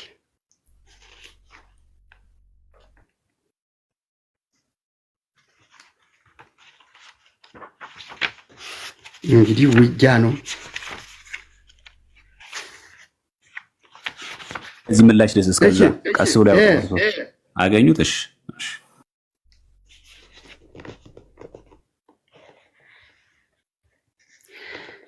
እዚህ ላይ ደግሞ ምዕራፍ 51 ቁጥር 6 ላይ ገጽ 259 ብፁዕ አባታችንም ደቀ መዛሙርቱን ዛሬ በግዕዝ ካስፈለገ አነበዋለሁ። ብፁዕ አባታችንም ደቀ መዛሙርቱን ዛሬ እግዚአብሔር በእጅ ያዋረደውን የሰይጣንን ተንኮል አያችሁን? ከእንግዲህ ወዲህ ግን በዚህ ቦታ ላይ አቅም የለውም። እሁድና ሐሙስ ቀን እባብ የገደለ የክርስቲያን ወገን ሁሉ ኃጢአቱ ይሰረይለታል ብለህ ለልጆች ንገራቸው ብሎ ጌታ የኢየሱስ ክርስቶስ የነገረኝን አሁንም እነግራችኋለሁ፣ በልባችሁ ጠብቁት አላቸው ይላል። ሐሙስና እሁድ ቀን እባብ የገደለ ኃጢአቱ ይሰረይለታል። በማን ደም ነው ኃጢአታችን የሚሰረየው? ባይነኝ እኔ በክርስቶስ ደም ነው ኃጢአት የሚሰረየው። እባብ የፈለገ ጊዜ ገድዬ ኃጢአት ስርየት ላገኝ አልችልም። እንዲህ አይነት አስተምሮ የተሳሳተ አስተምሮ የክርስቶስን ደም የሚያቃልል የእባብን ደም በክርስቶስ ደም ልክ ከፍ ያደረገ ወይም ታላቁን የክርስቶስን ደም በእባብ ደም ልክ ዝቅ ያደረገ ነው። ይሄ ፈጽሞ የማይሆን ነገር ነው፣ ትክክል አይደለም ነው እያልኩ ያለሁት። ስለዚህ በጻድቁ ስም ወንጀል ተሰርቷል፣ ደባ ተፈጽሟል፣ የተሳሳተ ገድል ተጽፎባቸዋል የሚል አቋም ነው ያለኝ። እሺ አመሰግናለሁ። መርጌታ ጨርሰዋል። ዘማርያም 10 ደቂቃ አሉት፣ መቀጠል ይችላሉ።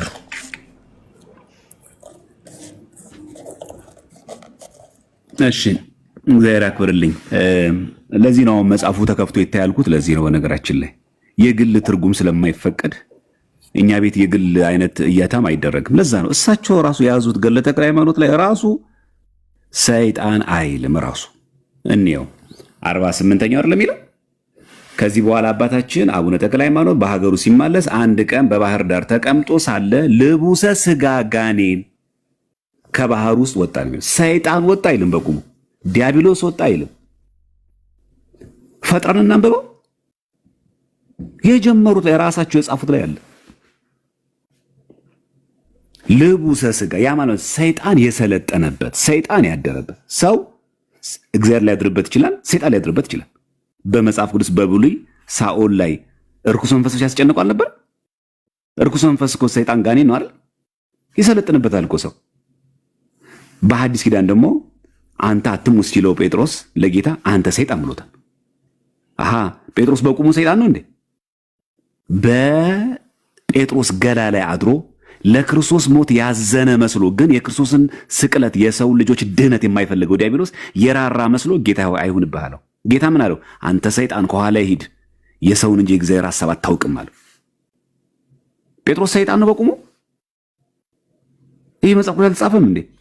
እንቀጥል። ሐዋርያ ቅዱስ ጳውሎስ በአዲስ ኪዳን ላይ ሲቃወም የነበረውን ጠንቋይ ምንድን ያለው? አንተ የዲያብሎስ ልጅ አለው። ዲያብሎስ ሚስት አግብቶ ወልዶት ነው። ግብሩ ሁሉ የእነ ቅዱስ ጳውሎስን አማናዊ ወንጌል የሚቃወም ሁሉ ሰይጣን የሰይጣን ልጅ ይባላል። ሰው ላይ ሊሰለጥን ይችላል፣ አለቀ። በብሉይ ያለ በሐዲስ አለ፣ ምንም ጥያቄ የለውም። እንደውም ጌታችን ላይ በወንጌል ስናነብ ሰይጣንም ከ12ቱ በአንዱ ገባ ይላል። በማን? በይሁዳ ገባ እኮ። ይኸው ጌታን እንኳ አሳልፎ ሰጠ። ከ12ቱ በአንዱ ገባ ይላል እኮ ወንጌል ራሱ። ይሁዳ ሰውን አይደለም በተፈጥሮ ሰይጣን ሰው ያድርበታል። ያው ምን ጥያቄ አለው? ልቡሰ ስጋ ማለት ሰይጣን ያደረበት ሰው። ከዛ ያ ልቡሰ ስጋ ጋኔንም ደቀ መዝሙር ትቶ ፈጥኖ ሸሸ። ከዛ ጠየቀው። ብፁዕ አባታችንም ልጄ ለምን ትይዘዋለህ አለው። ከዛ ጋኔኑን ጠየቀው። ጋኔኑን እሳቸው ያዙት። ከዛ በኋላ ምን አለ? እንግዲህ ወደ ወዲስ ወደ ማደሪያዬም ለመመለስ አይቻለኝም፣ በማህተብ ስልጣኔን ሽረዋልና አለው። በምን? በማማተብ በስመ አብ ወወልድ ወመንፈስ ቅዱስ በሚለው ስልጣን ክቡር አባታችን አቡነ ተክለ ሃይማኖት ወስዶ ገዝሮ ማለት ነው። ጾታ አለው ሴጣን፣ ጾታ አለው ሴጣን እኮ የወደቀ መልአክ ነው። ወንድ ሴት አለው ሴጣን። ገዝሮ ሲል ሴጣን አይደለም ማለት ነው። እሺ ወደ ፍጹም ክርስቲያንነት ለወጠው። ምን ማለት ነው? ክርስቲያን አደረ። ከዛስ ስሙንም ክርስቶስ ሐዋርያው ክርስቶስ መረጠው አለው። እሺ የቱ ጋር ነው ወደ ዳውሮ ገብቶ አገለገለ የሚለው? የሌለ ፈጠራ በዚህ ዕድሜ እርሶ እንዲህ መናገር አለቦት? እሺ እንጨርሰው። የመጨረሻው ብፁዕ አባታችንም ሲያገለግለው ኖረ። ከጥቂት ቀን በኋላ የምንኩስናውን ልብስ አልብሶ ወደ በዓቱ አስገባ። ይህችም ደብረ አስቦ ናት። ሞቶ መንግሥተ ሰማያት እስኪገባ ድረስ በተረፈ ዘመኑ ሁሉ መነኮሳትን ደስ የሚያሰኝ እግዚአብሔርንም የሚወድ ሆነ። አለቀ። ዳውሮ ሄደ የሚላለ ከየት አመጡት? ትርጉም ከኪሴ ነው። የት ነው? ምዕራፍ 48 ይሄ ነው። ቁጥር 1 እስከ 5 ብቻ ነው ያለው። ይሄ ነው እኛ የምንቃወመው። ገድሉ የማይለውን ለዘመናት እርሶ ያውም እየደጋገሙ ሰይጣን አጠመቀው። ከመጀመር ጀምሮ ራሱ ቁጥር 1 ላይ ልቡሰ ስጋ እያለ ሰይጣን እንደማይጠመቅ እናውቀዋለን። ሰይጣን ግን ሰው ላይ አድሮ ስራ ይሰራል። ከዛስ እዛ ግለሰብ ላይ ያደረውን ሰይጣን አስወጡትና በእግዚአብሔር ኃይል አቡነ ተክለ ሃይማኖት የእግዚአብሔር ማደሪያ የሆነውን ስሙን ምን ብለው ጠሩት? ክርስቶስ ሐረዩ ብሎ ጠራው ነው የሚለው። ምን እንደው ውሸቱ አሁን እዚህ ጋር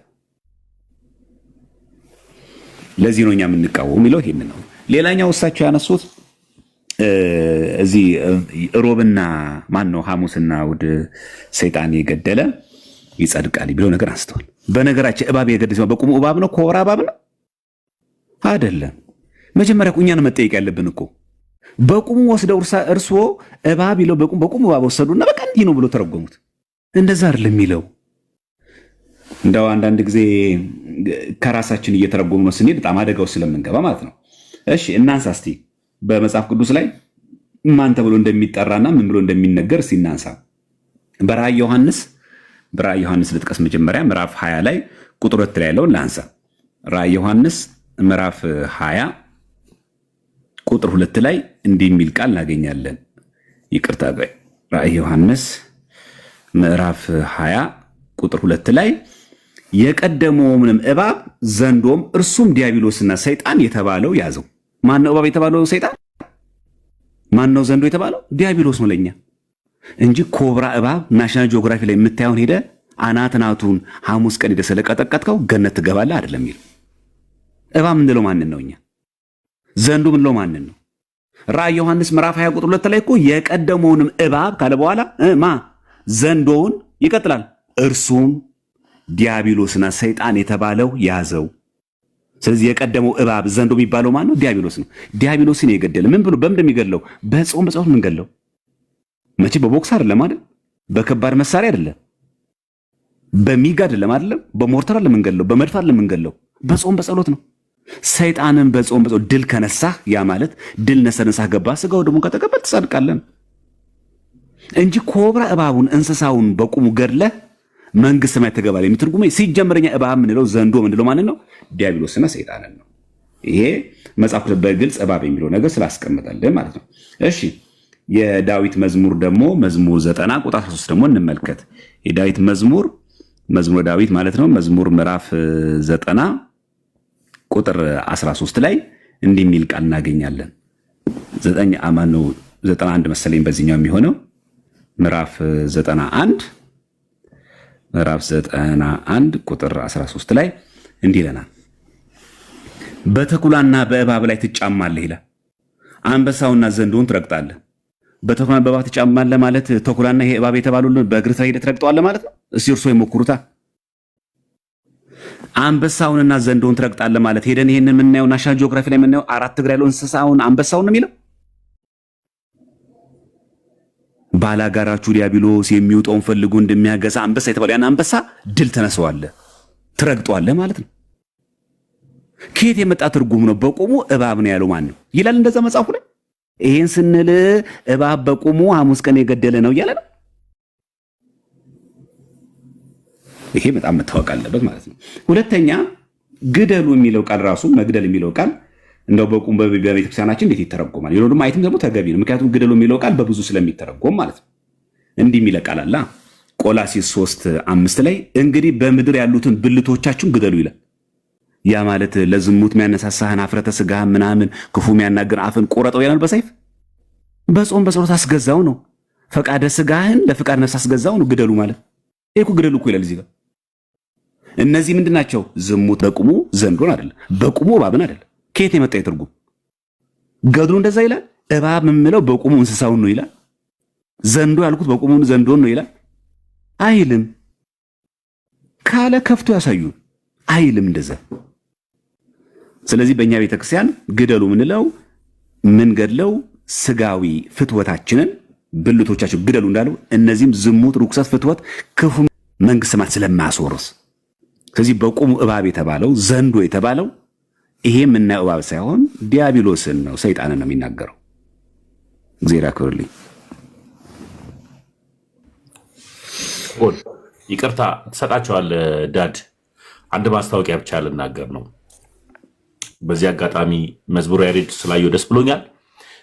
መምህር ጌታሁን አስገቡኝ ሲሉ ነበርና ድንገት አሁን ካሉ ገስት ላይ አጥቼዎት ነው አስገባዎታለሁ።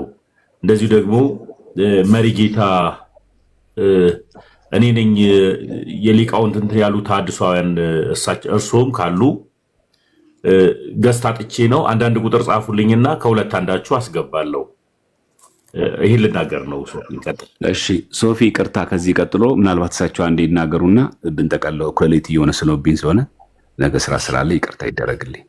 ጥሩ እንደሱ እናደርጋለን።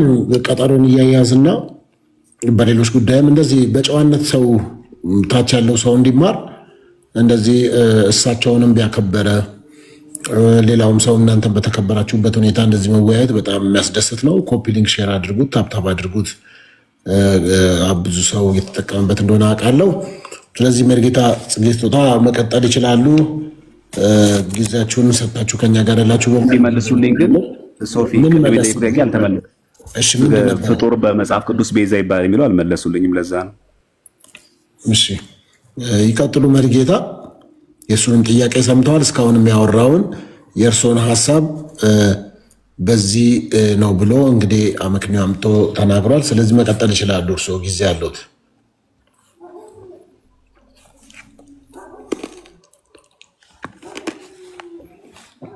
ሚዩቶትን ያሱ ሚዩት ኖት ሚዩት አንሱ። እሺ ስለ ድንግል ማርያም ፈጣሪነት መጽሐፈ ዚቅ ላይ ያነሳሁትን እሱ ሌላ ትርጉም አለው ብሎ በራሱ አቅጣጫ ከወሰደው በዚያው እንዝገው። እኔም በራሴ መንገድ መጽሐፈ ዚቁ እንዳስቀመጠው ይሄ ነው ያስቀመጠው ካልሁኝ የኔ ሐሳቢያ ነው። አይ እንዲህ አይደለም እንዲህ ነው ካለ ደግሞ እሱ የሱ ሐሳቢያ ነው። በዚያ ተስማምተን እንዝገው። ምናልባት እንደገና ማየት ካስፈለገን በድጋሚ በሌላ ጊዜ ደግሞ ከሰሚዎቻችን መደነጋገር እንዳይመጣባቸው አጥርተን መናገር የምንችልበትን ሁኔታ እናመቻቻለን። ዛሬ አሁን እዚያ ላይ አለመንጅክም። አሁን የመጣህበት ወንድሜ የተናገርህበት መንገድ ላይ ግን እንደገና ክለሳ አድርጌ ለተመልካቾቻችን ግልጽ ማድረግ እፈልጋለሁ። ጴጥሮስ ሰይጣን ተባለ። በማደሪያው አንዳንድ ጊዜ ሰዎች ሰይጣን ይባላሉ በስራቸው በክፋታቸው። እባብ በቁሙ እባብ ላይሆን ይችላል ሰይጣን ነው ተብሎ በአውዱን የሳተና ከአውዳዊው ጋራ ከአውዱ ጋር ያልተገናዘበ ጥቅስ ሲጠቀስ አይቻለሁኝ። ገድለ ተክለ ሃይማኖት ያለው እኮ ሐሙስና እሁድ እባብ የገደለ የሚለው ቃል መግደልን ሌላ ትርጉም፣ እባብን ሌላ ትርጉም ማድረግ ገድሉን ቅዱስ ለማድረግ የሄድክበት መንገድ በፍጹም የተሳሳተ ነው። ገድሉ እንዳለው እንደዚያው ነው ያስቀመጠው። መነኮሳቱ የማያውቁት ቤተ ክህነት የማያውቀው የብቻ የቲክቶክ ትርጉም ነው ያመጣብኝ። ስለዚህ አንተ ወንድሜ ነገ ቤተ ክህነትም ሆነ ከቤተክርስቲያን ሰዎች ጋር የምትነጋገርበትን ነገር ነው እዚህ ላይ መናገር ያለብህ። ይሄ ቀላል መድረክ ስላይደለም። ስለዚህ በቁሙ ገድሉ እንዲህ አይነት ነገሮች አለ። ከዚህም የከፋ ውሸት መናገር ልማዱ ስለሆነ እባብን ሐሙስና እሁድ እባብ የገደለ የሚለው ቃል ዲያብሎስን ግደሉ ለማለት አይደለም። ዲያብሎስን በጸሎት እንዋገዋለን፣ በጸሎት እናሸሸዋለን። ተቃወሙት ከእናንተ ይሸሻል ነው እንጂ ግደሉት አልተባልንም። አይሞትም ሲጀመር እንዴት ግደሉ ተብለ ዲያብሎስ ነው ግደሉ የተባለ እንዴት ትላለህ? ስለዚህ እዚህ ላይ ያመጣው የግድያ አካሄድ በጣም የተሳሳተ ነው፣ አያስኬድም። መሞት የሚችለውን ስጋ ለባሹን ተናዳፊ እባብ ነው። ይሄንን ነው ግደሉት የተባለው። ገድሉ ላይ ያስተማረን ይሄንን ነው። ያንን የገደለ እና ዲያብሎስን የገደለ ሐሙስና እሁድ ዲያብሎስን መግደል ቀን ተመርጦ ለዲያብሎስ ግድያ ትመድባለህ እንዴ? ገድለ ተክለ ሃይማኖት እሺ የሰይጣን ነው ለሰይጣን ነው የተባለ ብለህ ብትለኝ ሐሙስና እሑድ ነው ዲያብሎስን ቀን ፈልገን መድበን የምንገድለው? እንዴት እንደዚህ ብለህ ታስባለህ አንተ? ለዲያብሎስ ጊዜ የለውም። በጸሎት መደብደብ፣ በጸሎት መቀጥቀጥ ማሸሽ ነው። መግደል የሚባልም አይታሰብም። ሊሞት ራሱ እግዚአብሔርን ዲያብሎስን ከመኖር ወደ አለመኖር ሊወስደው አይችልም። ይቀጠዋል እንጂ ዲያብሎስን አያጠፋውም።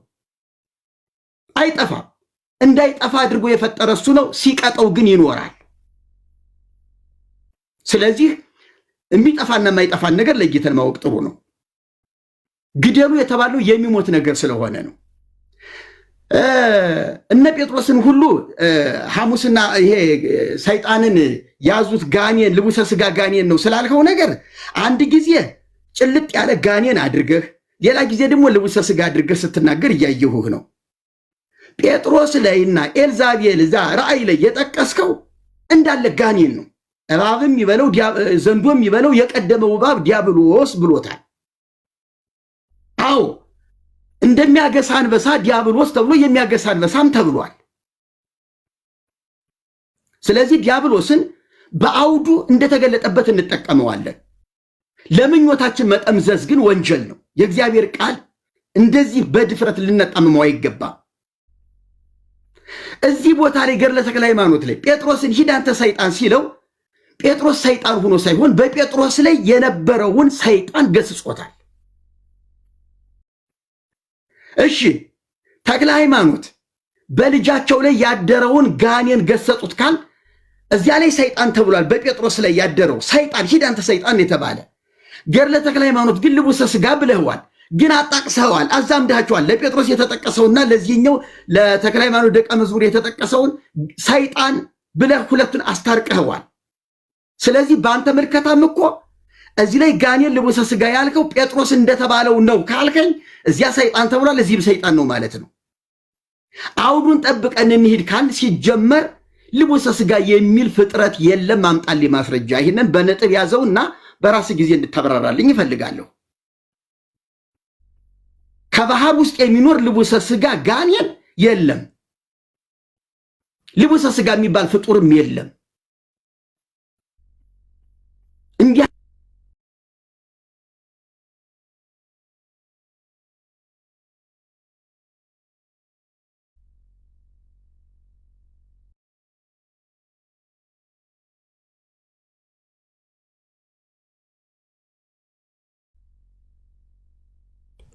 ኔትወርክ ይዟቸዋል መሰለኝ። ያ ኔትወርክ ይመስለኛል ወይ ባትሪም አልቆባቸው ሊሆን ይችላል፣ አላስተዋሉት ይሆናል። ወይም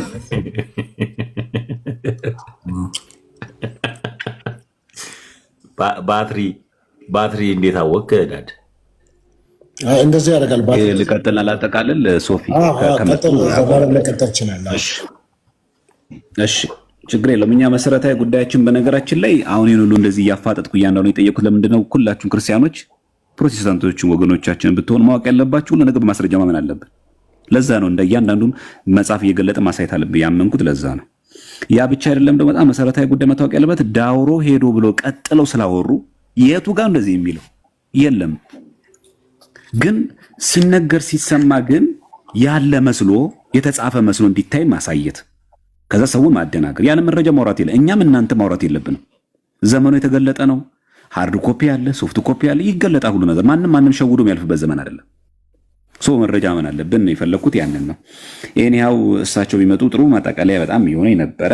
የፈለኩትም ቤዛ የሚለውን ቃል ይመልሳሉ አይመልስም የሚለው የፈለኩት እሱን ነበር። ግን ያው ኔትወርክ ብዬ ላስበው። እሺ እንደተለያየ ችግር ምክንያት ኔትወርክ ሊሆን ስለሚችል እንደዛ እናድርገው። በእኛ ቤተክርስቲያን ግን ባጭሩ እግዚአብሔር ቦታ ተተክቶ እግዚአብሔርን ሊተካልን የሚችል አንድም ፍጡር የለም።